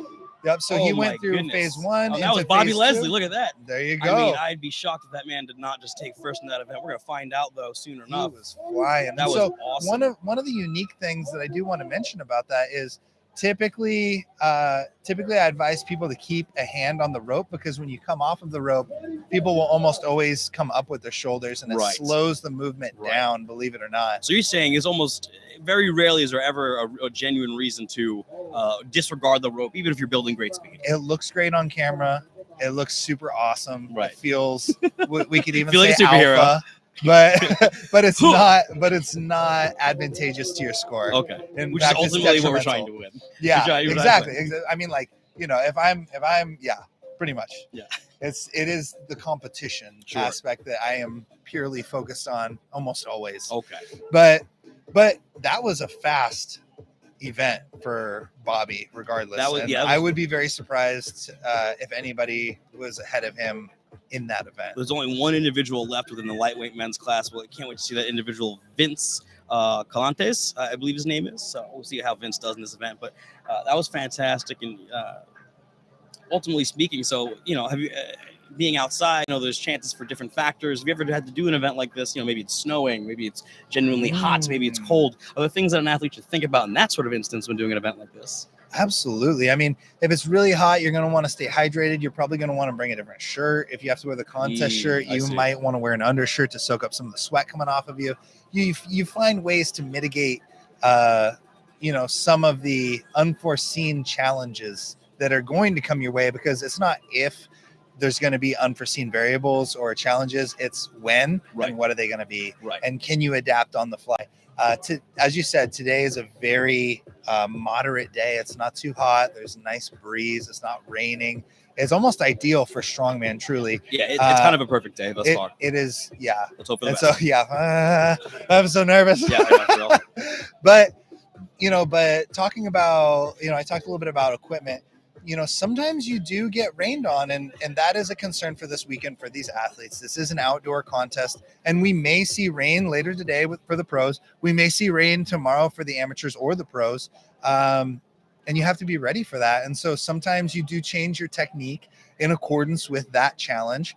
I know myself, I have had to do farmers in the rain. I've had to do yoke in the rain. All of these in competition specifically. I've had to do stone loading in the rain. I've had to do tire flips in the rain, which anybody who knows anything about the dangers that come with tire flipping in general, it's like an invitation for a bicep rupture. And I just said, man, I'm in China representing the United States of America. It's time to flip this damn tire. Let's go. And so that's what happened. But that's awesome. Yeah, it was pretty awesome. Both of those trips were amazing. But again, when it comes down to time to perform, you know, it depends on your specific goals. If you're really doing this for fun, it might be more advantageous for you to say, hey, you know what, slipping in the middle of a tire flip could completely mess my body up. Or you might say, hey, I need to place well at this contest to get the qualifying position that I need to fulfill my goals. I'm going to roll those dice and I'm going to risk it. Right. And I'm going to go for it because I think that I've prepared and I think I have the skill to adapt in this moment right here, right now. And so, again, it comes back to the individual, I think. Yeah. What your goals are, how much you want it, and really your own capabilities, right? So Absolutely. I mean, so far, even just to reference some of the fastest times so far, we have in the lightweight men's class, Bobby Leslie with 18 seconds, 18.883. It's quite fast. You know, is that our fastest time of the entire day? It might be. I'm going to look right now. I believe that is actually the fastest time that any is class extremely so far. Fast. Let's check that out to confirm that we are correct in our assumption. Actually, you know what? No, of course it was Alicia Odin. How did we miss that? How did we miss that one? 17.85. Oh my gosh. Smoked it. So it seems that there is a physical limitation around the 17-second barrier. Oh my goodness, but hold on, we're not done yet. this individual with gosh. 15:05 in the heavyweight women's 15 seconds done by Angelica Jardine. Fantastic work, Angelica. That's incredible. We have, of course, Mr. Leslie with 18:83. We still have one more lightweight to go, so we're excited for that. And the middleweight, so far, the fastest time out of the middleweight men is wow, no one's finished. It's all distances so far in the middleweight amateurs. Yeah, that goes to show you just how heavy that truck is. But the person to go the furthest thus far went 38 feet, and that was Dylan Leish, I believe. How do you say his name? So Lasish. Can we see how far it is from first to last place on that? What is the distance? Because that is always a factor in this type of event. Yeah. You know, when we're not finishing for time, we measure distance, and the furthest pull is first place. So every inch is going to matter in this event, especially for that implement. Let's see. We get a shot of the camera here of the events now. That'd be great. Here we go. So we have Vince in the middle going for that first place. Let's see how Vince does. Excellent start. He's position. cooking. Little trip up there, but he's still good. He's still okay. Yep, still on a really good pace. He's Needs to cooking. keep that chest down. He's doing well. Yep. So again, we've reached that third phase already. You can see the slack in the rope. It's kind of getting in the way. He just nail biter. And his chest comes up a little bit. That's challenging. Going to be close. That'll be close. Potentially a win. Let's see how Vince does here. But to answer your question you just asked me, first place in the middleweight men thus far is just 38 feet. And last place so far is 28 feet. So a distance of 10 feet is the difference. 10 feet. That's 10. It. Yeah. So that is an incredibly tight field. So you could say 10 places so far and 10 feet separating them. Yeah. And that's for now. Might change. Yeah. A single foot means a difference in placing. Absolutely. That's really wild. Yeah. So that's an important 10-foot section right there. And so it looks like we actually have someone getting pretty far. His feet are past that red line. That might be Joey. Yeah, I think it is. Joey. Yeah, that's a great performance out of that gentleman there. I always mess up the pronunciation of Joey's last name. Do you know the proper pronunciation? Let me take a look at it real quick. Let's take a look at Joey in the amateur division. And he's a middleweight, I believe, as well. Joey, oh boy. Stempek? See, I always know. Joey, you're the best. That's all we know. Great job, buddy. I always call it Stimke. Stimke? Sounds kind of cool. I don't know. I'm not sure exactly how to pronounce it. Joey, I apologize. Your truck pull is great. That's all that matters, Joe. Yeah, I've known Joey for quite a while at this point, so that's rather embarrassing. But hey, that's how it goes. So, all right. So I think this afternoon is going to be a very exciting pro show of day one. Goodness. And again, we have tomorrow all day.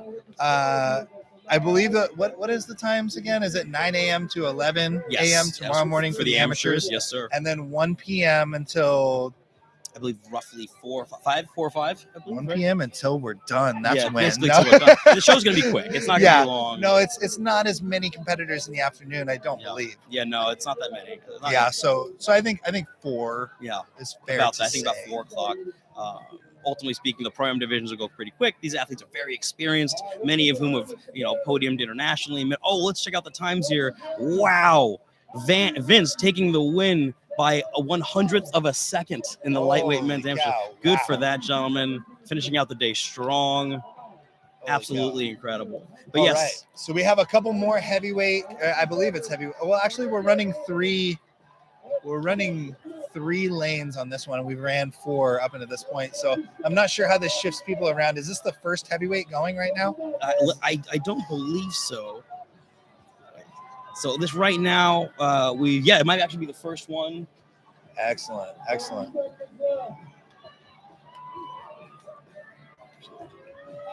But yeah, we believe it's the first heavyweight man going. This should be Kyle A. Bossum, but we'll see.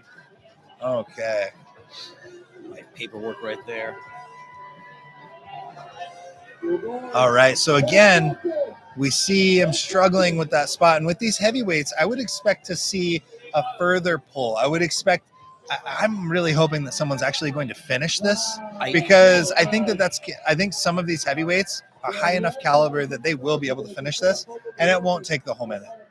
I agree. It would be a shame if we don't see any finishes on this event today, but something tells me as we go on through the show, we're definitely going to see some individuals finish it. But that's being said, that's an incredibly hard truck, especially with what appears to be a slight incline on the ground here. And that just goes, just another additive challenge. It, ultimately speaking, isn't going to change the way the athletes attack the event, besides just work a little harder, I suppose.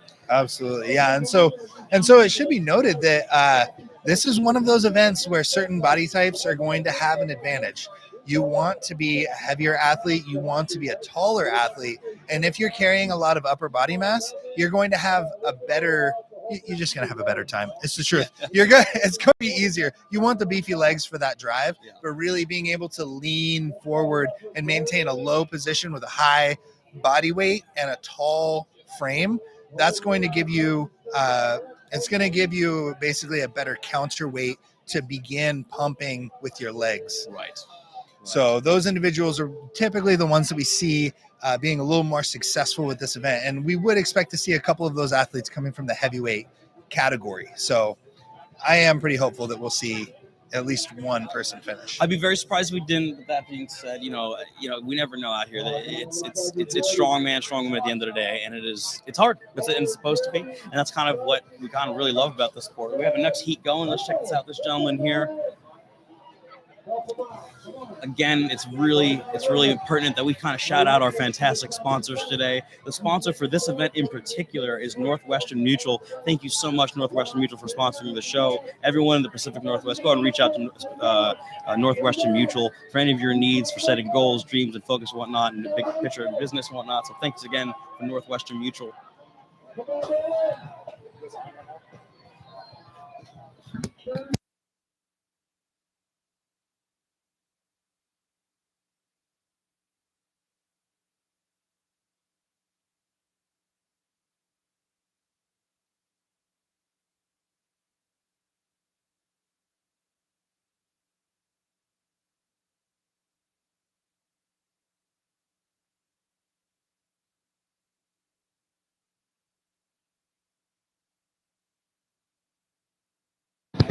All right, so that was a fantastic performance out of this gentleman here. Again, kind of getting right near that hard point in the event, in which right around the line is where the athletes are struggling to continue the momentum of the truck.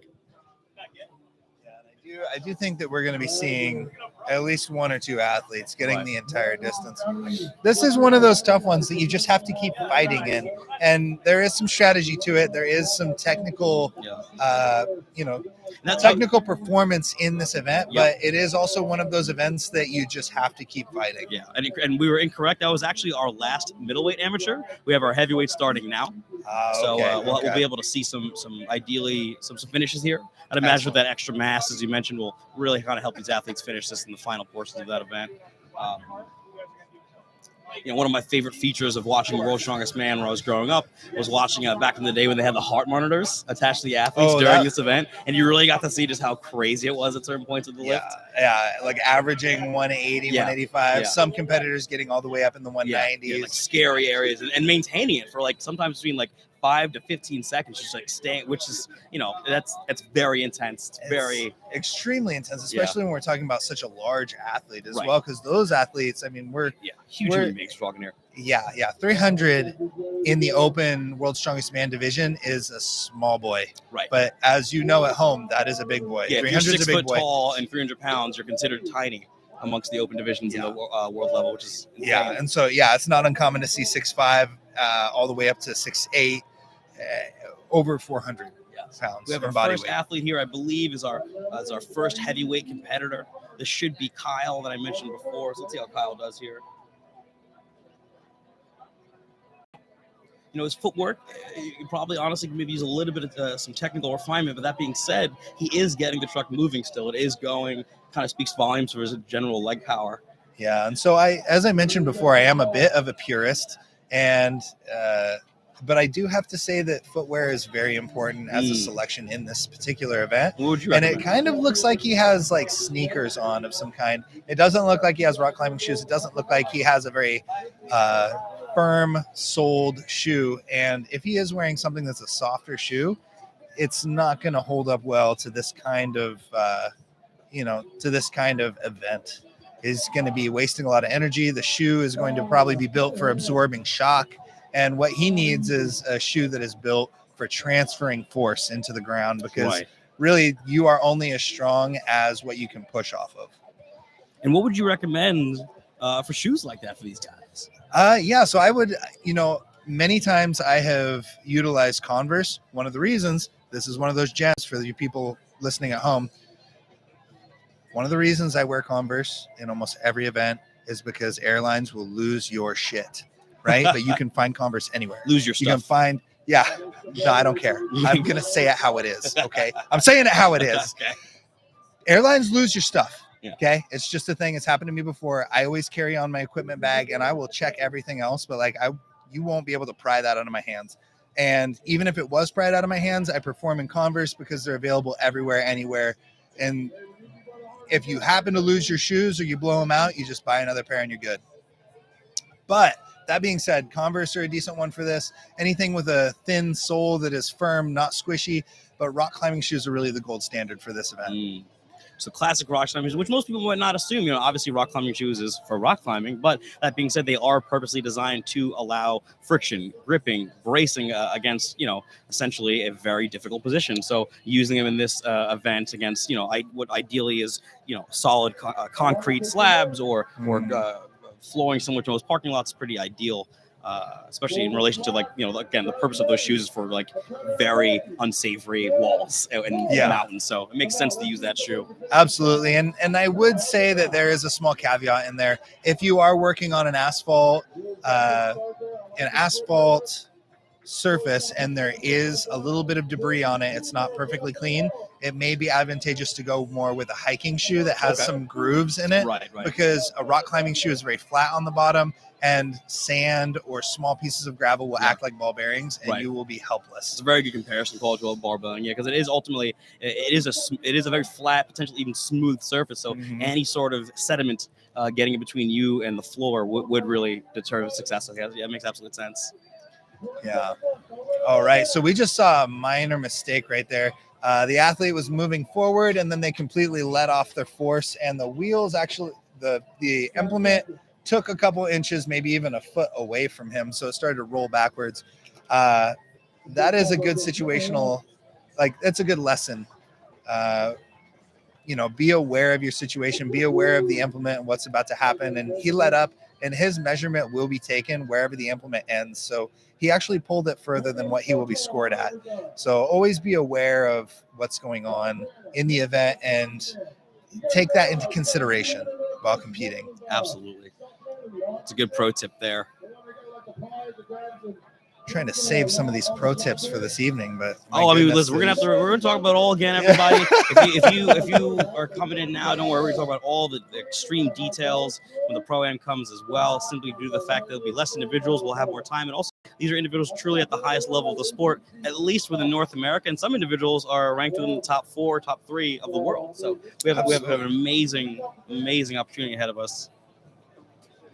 Yep. And so I'm quite excited. I'm quite excited for the next day and a half, because we're going to see some incredible performances this evening. Absolutely. Or I should say this afternoon for us on the West Coast. East Coast people, we're going to kick off at 4 p.m. Eastern Standard Time, but over here on the Pacific Coast, we got 1 p.m. Pacific Standard Time. So that's when the pros will start. And it seems that we still have most of our heavyweight class to go in this event. Yes, we have a lot of individuals coming. Yeah, and we are still very hopeful that we're going to see some breakout performances by some large, strong boys to complete this truck pull. So, all right, let's see. Yeah, so again, just want a big shout out to Northwestern Mutual for sponsoring this event in particular. It's going really smoothly here, and we're really loving this truck pull event.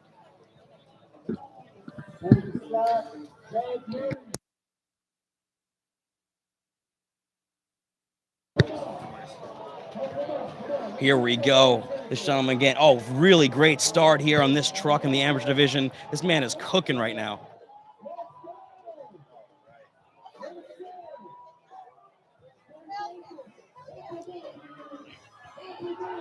Oh, he might finish this, Zach. This gentleman he's pushing it right now. He's pushing. He's moving, and he's gotten some inertia right there. He's pushed past. I dare say that, okay, so we actually saw that pump technique right there. Yeah, we see the pump there at the end. You can see him bringing his hips forward, bringing the shoulders back, really trying to employ the upper back muscles as well as the legs. Oh, he's leaning into it. He's getting some momentum again. He's moving forward. He's doing it. wow, that I really feel that may be the first place performance so far of the day. He is But killing this. So I'm very curious where the peak of that hill is. That was absolutely fantastic work by that gentleman there in the amateur division.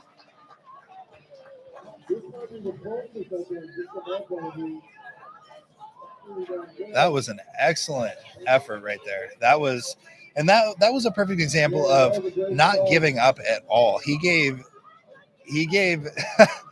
yeah, he didn't give up at all. Yeah. He gave it 100% the entire time of that event. And even when it looked like it was done, even when it looked like it was stopped, he was still applying force and just giving it his all. And I think that earned him potentially an extra foot, which, as we mentioned earlier, it's going to be the difference between placings. And so I think that that's important to note. Yeah, that was a really fantastic display of strength by that gentleman there. I know for a fact that that gentleman is also coached by Lucas Hatton, one of the main promoters and gentlemen organizing the show here. So fantastic work there. I believe his name is Tyler that performed that event. Excellent. Okay. So we're just switching competitors out. The staff is moving the truck back into position and getting the rope all set, getting our competitors strapped in.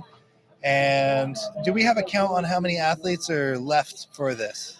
I believe quite a few. That was Tyler. He was the third one out. So we have 1, 2, 3, 6, 7, 8, I believe 12 athletes remaining. That was Tyler Gilland that performed that last event. That was fantastic. Next, we have Michael Mitchell.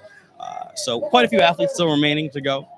So roughly, a minute per athlete, 30 seconds to change, roughly maybe 18, 20 minutes remaining of the event. Nice. All right. Yeah, at which time we are scheduled to take so after this, we are scheduled to take a small break, but we will be back at 1 p.m.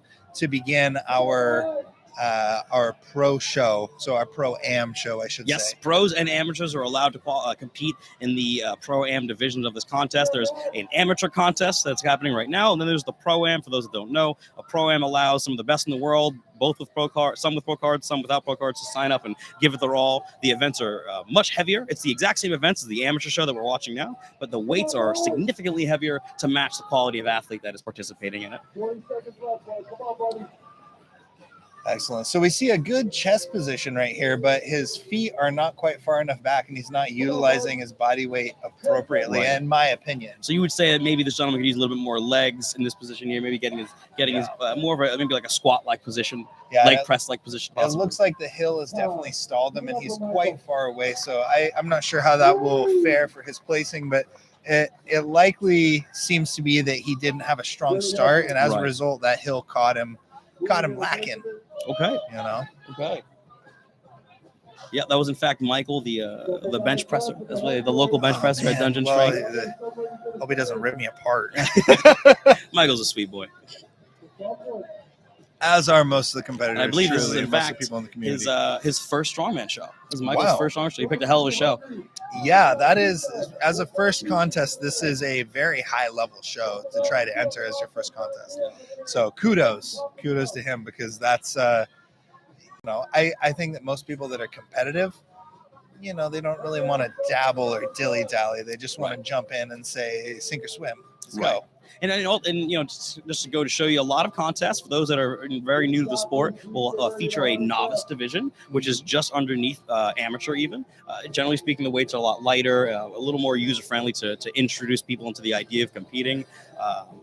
This contest, for example, today does not have a novice division. It kind of speaks more to the higher caliber of athletes that are around. But that being said, there's always a way into the sport if you're newer. If you're someone that's new to this listening in, give it a shot. Go for a novice category, it's referred to as, and see where you stack up. Absolutely, yeah, and that is something that has been introduced in the last few years, is that novice division, which is really opening up the ability for people that do want to take this on as a hobby and as an interest, as something that is for fun, but can also keep you healthy and improve your functional strength. Right. Increase your quality of life, because life is just harder when you're weak. I mean, weak things break usually, and it's not good to be that. And you do not need to go, balls to the wall. That is to be strong. You just like being moderately strong with regular exercise, and even doing strongman is very attainable. But yeah, generally speaking, it is great to have those novice divisions. That being said, don't be that guy or girl that does novice divisions only. That's lame. Don't be that person. Absolutely, yeah. So if you do a novice show, that's good. You should only do one. Go to the amateurs after that. Yeah, and so in a rules sense, once you've won a novice contest, you are not allowed to compete as a novice, and so that's the way that people are formally cycled through that. But again, if it's something that's just a hobby and placing doesn't matter to you, then that is a totally that's a great stepping stone into open competition or weight class competition, whatever it may be for you, the individual. But not everyone has to be competitive in this sport, and that's completely respected by the competitors because, again, we're all brothers and sisters in iron here. So we take all kinds, and I think that Cale Beck really nailed it when he was the one that coined strongman is for everyone. It is. It really much is. Man, woman, other, whatever, small, big, like come do it. It's super fun. It's a great time. A lot of people see an event like a truck pull. They're like, oh, there's no way I could ever physically do that. No, you can. You actually can. I promise you can. Give it a try. It doesn't matter if you're a very small human, maybe you're 120 pounds. You could move something. Yeah, it'll be done. Maybe it's a Fiat. It doesn't necessarily have to be a truck, but it'll get pushed. Absolutely, yeah. And it's exciting to train with like-minded people. It's exciting to have a group of individuals who enjoy this unique form of strength display. The bonds that are created by that are quite long-lasting. I mean, there are individuals that I haven't seen in years. And when I reacquaint with them, it's like we picked right back up where we left off, And, despite our fantastic banter, as you guys can tell, this is actually the first time I've ever sat down and even talked to Mr. McCarley. This is true. But I do know that he loves strongman, so I know I'm going to like him. Yeah, exactly. It is a very pleasant community with a lot of like-minded people that just enjoy being strong and enjoy this physical expression of what the body is capable of. Yeah. It's really something special. What you find oftentimes that the individuals that get into this are not, generally speaking, are not always like those superstar athletes from like maybe a D1 football or track and field. They're usually the folks that you never would have assumed would get into lifting weights, and some of them become the best in the world. Some of them just enjoy it locally. Some of them just become a coach or whatever. It's really something special. Yeah, and all of it is perfectly fine as well.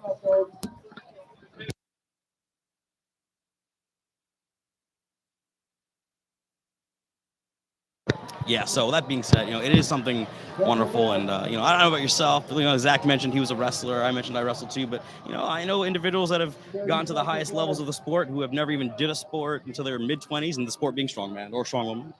Absolutely, and I too have met people who came into strongman fresh, and so like they did not have any bad habits, which is an awesome thing. But also sometimes they don't have quite the same body awareness. It just depends on the individual, and again. It's not that everyone has to even compete. Some people just enjoy training the sport at gyms like Dungeon Strength RX, and that's enough for them. And they still get that community aspect. They still get the accountability. They still get that socializing factor and that ironhood or the brotherhood of iron. But they don't need the portion of that world that is competition, and that's totally fine too. Absolutely, buddy. I full-heartedly agree, and it really is what makes it special. Okay. That being said, this event, again, is brought to you by Northwestern Mutual. We thank you so much, Northwestern Mutual, for sponsoring this show, making it possible for everybody. So thanks again, guys, over at Northwestern Mutual.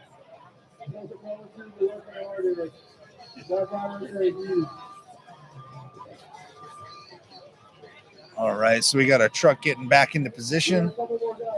We got our helpers and staff. You can see actually one of the staff out there with a broom. And so that is that's something that you're not going to get at every contest, but it is something that is one of those smaller details that really matters, because that's exactly what I was talking about when I was saying rock climbing shoes are ideal.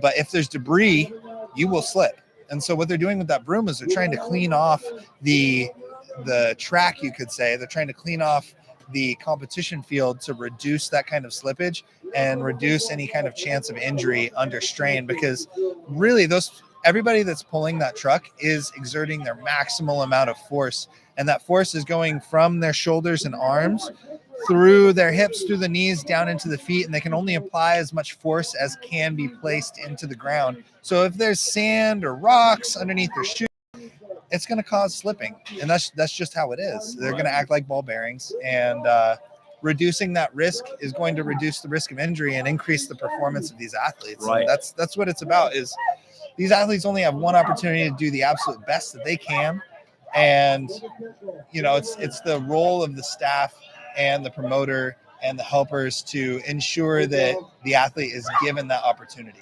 And how do you think these athletes are feeling right now? Although this gentleman right now is really picking up some pace here, started off in a less advantageous position, but now he's getting it going. Oh, it'd be great to see this man finish or get close to it. But how do you think these athletes' legs are feeling right now after that medley? Oh man, so I definitely think that's a fantastic question, and that is you've had several fantastic questions today, Alex. It's really good. Attention. No, I just have to say because that is absolutely a factor here that not a lot of people will have faced, because these events are typically cut up into different days of training, and so these individuals are under pre-fatigue from those previous events. Not just the dumbbell clean and press, but also that incredibly grueling 90-second max distance yoke walk, farmer's walk medley. And so these people, these competitors, their legs are compromised, their core is compromised, their lungs might be slightly compromised from fatigue. They've already exerted themselves to the extreme twice just this day alone, and tomorrow we're going to see them do it again 3 more times. So that's a fantastic question. I'm imagining that some of the athletes are properly prepared, and they're controlling and mitigating their fatigue, and they're increasing their calorie consumption appropriately, and getting enough water, getting enough electrolytes, making sure that they're ready and they're only slightly fatigued. And then there's other people that are probably absolutely devastated by those first 2 events. Right. And they're really hurting just to even stay in position and apply some force into that implement. Oh, of course. I mean, especially after doing an event like, obviously an event like a farmer's run or walk, it's going to tire your legs and maybe your hips a little more locally. Generally speaking, that is. But when it comes to like the yoke, they're followed right up. I mean, your whole stability is really being thrown off in the legs, and your ability to keep tension, and going into an event like this thereafter, where you then have to produce maximal concentric power, is like really just daunting. I mean, it's a part of this meets challenge, which is really cool. But man, it's messed up. it's messed up in the best kind of way. In the best kind of way. It's rude, Saul. I'm talking to you right now, buddy. It is rude. Thanks again, buddy. Rude. I do love a good rude contest, and I think that's very in line with the Pacific Northwest, honestly, because rude contests. Oh, absolutely. Grant Higa would always program these really mean contests. Like there were several years where he was like, "Hey, so like farmers are usually 50 feet, and some places go 100 feet. Wow, that's really far. We're gonna do 200 feet, but we're gonna make it 300-pound farmers," and it would just devastate people. There were contests where, again, placings were determined by 5 feet, or less. There were times where people lost out on points because they couldn't hold the implement for another fraction of a second and take one more step. Wow. And so, and that translates to placings. And at the time that translated to ability to qualify for national competition. So it's kind of a tradition in the Northwest, really, to just like make some really rude events. I like that. I love rude. That. That's got to be a t-shirt for at Dungeon. That's rude. You're welcome. On the back. That's what it should be. Just rude on the front, and then on the back, welcome. Ellipses. Yeah. You're welcome. Oh, that's fantastic. That's fantastic. Oh man.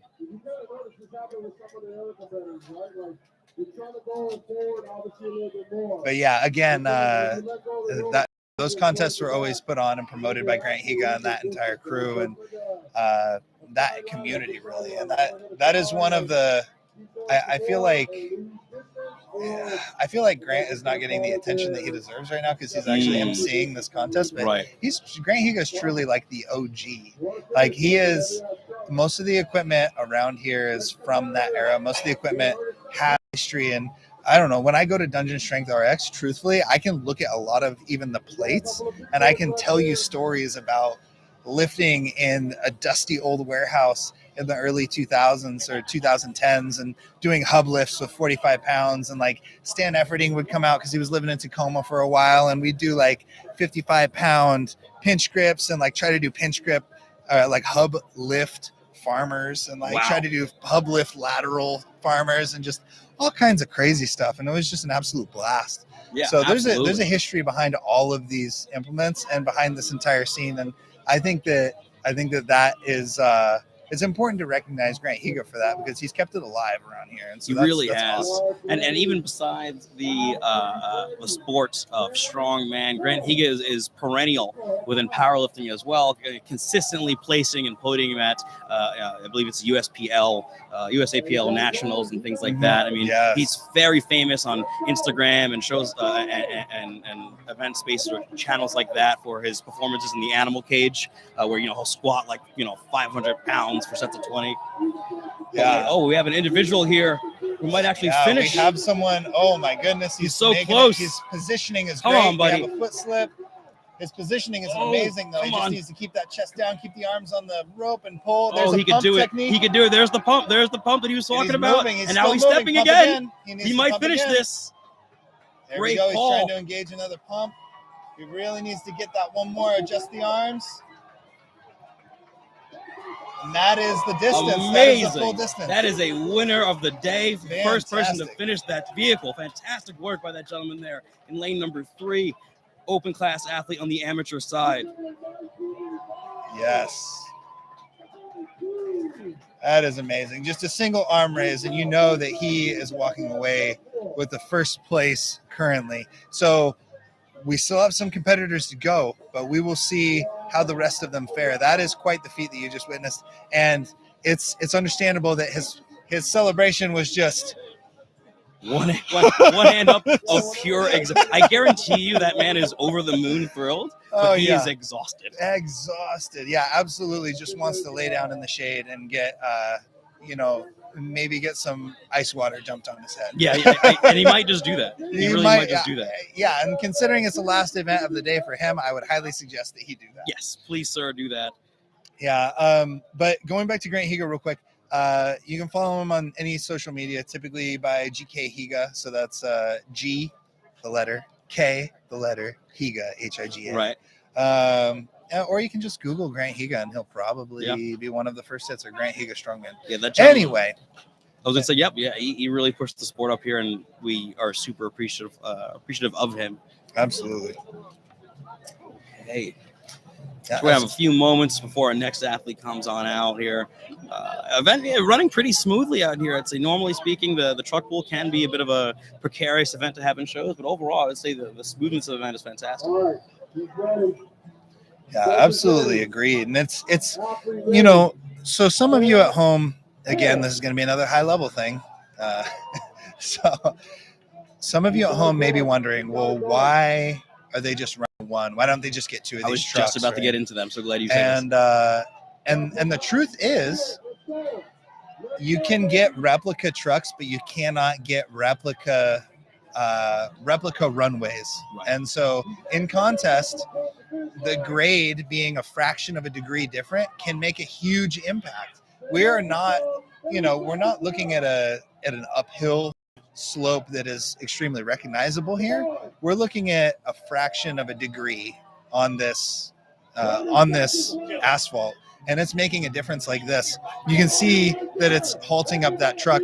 And so if we were to run two trucks on two separate sections of this, it's not guaranteed that the runway would be the same, and it would compromise the integrity of this event. So essentially, it just wouldn't be fair. It would not be fair. And so that's what we're trying to we're trying to make sure that this is in fact a fair event for the competitors. We have our second finish of the day. I believe now.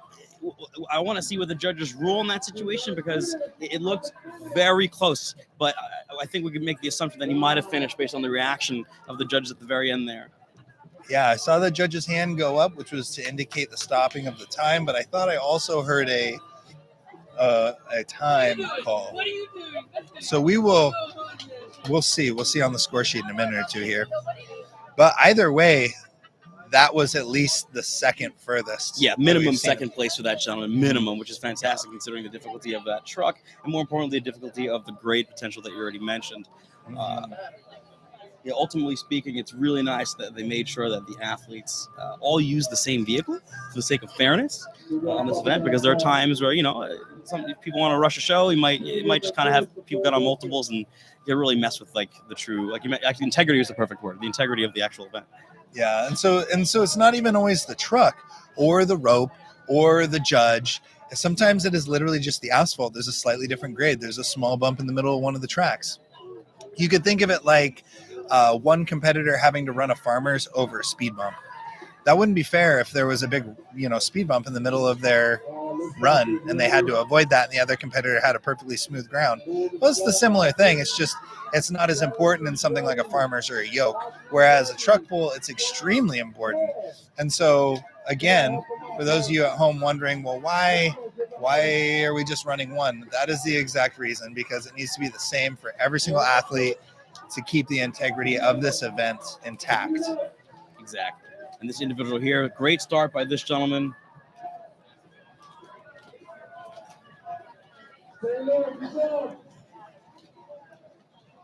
All right.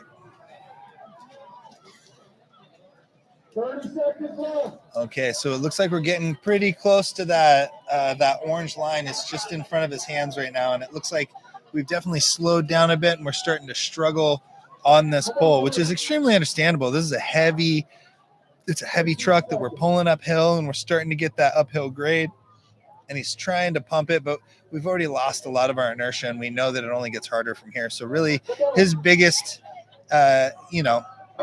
hope right now isn't really to get it moving. It's just to hold it where it is. Exactly. And you can see he's completely exhausted, gone down to the hands and knees. And that's the epitome of this event, really, is just you give it your all. And hopefully you only have to give it your all for 15 or 20 or 30 seconds. But when you got to give it your all for a full minute, you are wiped out. And you don't recover in a minute. You don't recover in 2 minutes. We're looking at 5, 10, 20 minutes, sometimes even more, so of just needing to recover. And it really kind of goes to show you the thoughtfulness of the promoters and the people that put the show together today, because, this is the last event of day one. They thought about that, having to potentially recover for 10, 5, 15 minutes, like you just mentioned, and then going to another event would be pretty brutal. That being said, that's exactly what the pros are going to have to do later today. So good luck in the Pro-Am divisions. Yep. Well, I was just going to say, maybe that's just an idea of how to design a slightly more rude event next year.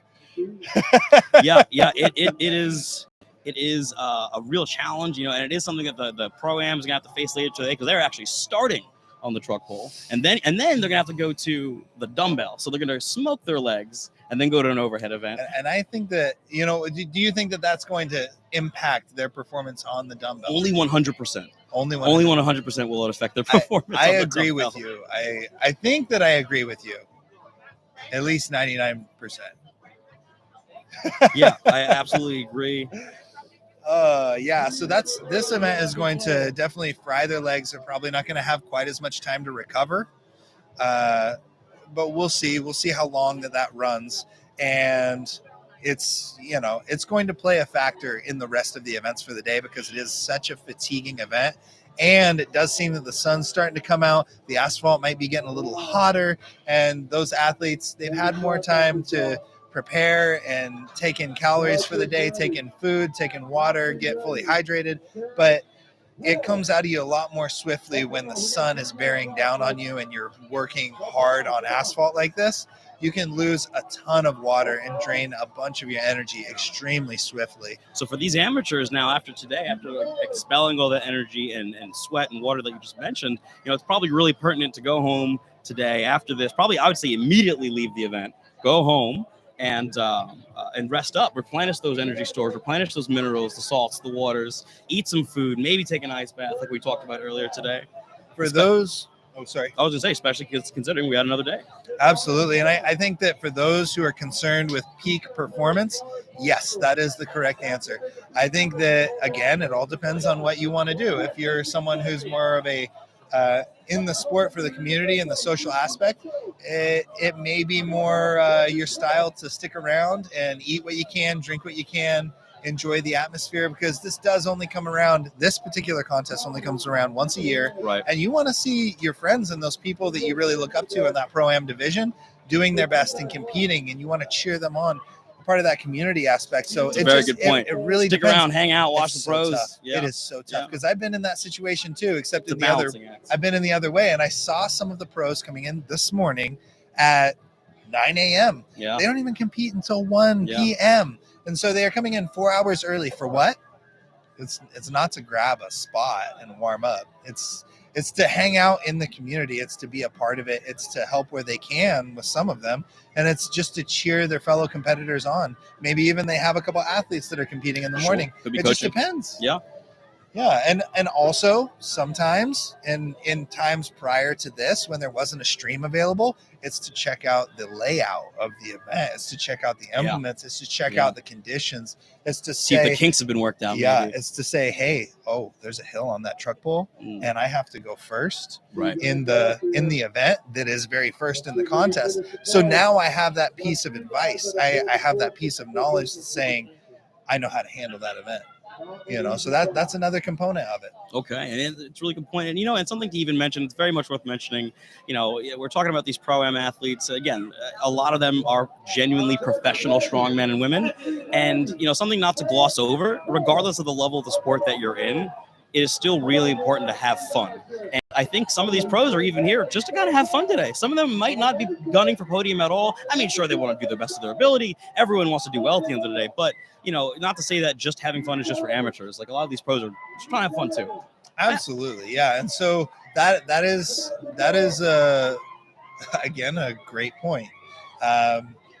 It is always about what is important to the individual with this sport, and really with anything in life. But a lot of these athletes in the pro division, perhaps it was only their final goal to become a pro, and now they just want to compete and live in that moment in competition, because that's where they feel the best and that's where they feel the most themselves. And if that's what fulfills them, then excellent. Yeah, that's awesome. Because it's almost for a long time, getting a pro card for some individuals might have been the end of their competing career due to the fact that there weren't too many events in the recent history in relation to Pro-Ams. Absolutely. That was absolutely a problem. And it was a genuine problem. Now with events like this, that's not really an issue. And again, some of those pros want to push it to the next level. They want to go beyond what it is a pro. Maybe they want to win a world title. Maybe they want to be considered the greatest or one of the greatest in their class. But if you're not one of those and you're still a pro, which means you're good, and you want to just party and have fun with your friends, this event's fantastic. Absolutely. Or any event like it as well.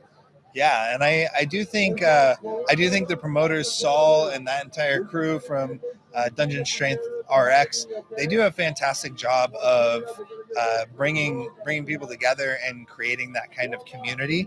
And if I'm not mistaken, I know at least last year there was a banquet for some of the athletes that were from out of town. So when you're a pro, let me break it down for you at home. Break it down for us, buddy.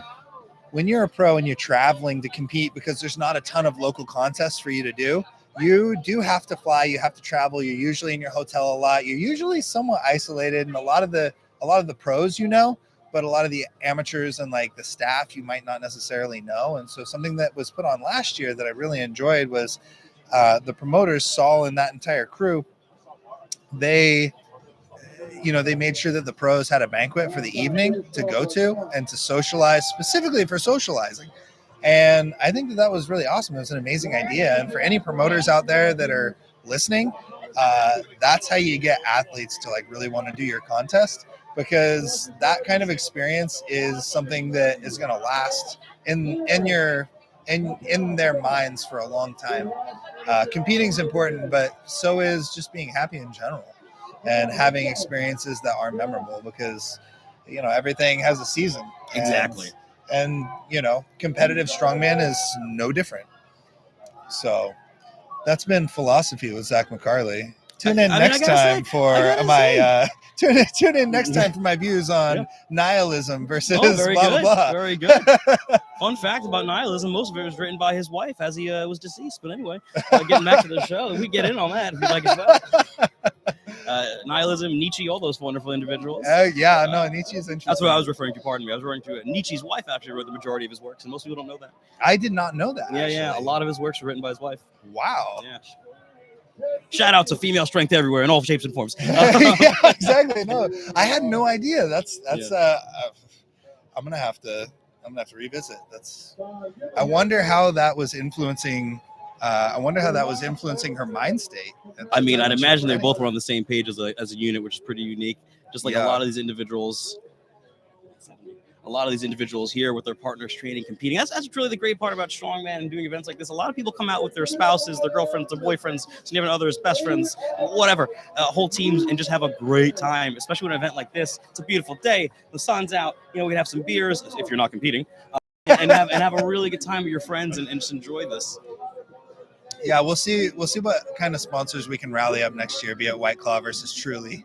Oh, well, listen, let me tell you something right now. If you're a sponsor out here, you're interested, you let the Dungeon Strength team know, and we'll make sure you're a part of arguably the greatest regional contest in North America. I will put my name on that, my reputation on that proclamation. Hands down, the best Pro-Am contest in North America. All right. So it looks like we are resetting once again. We got the truck backing up.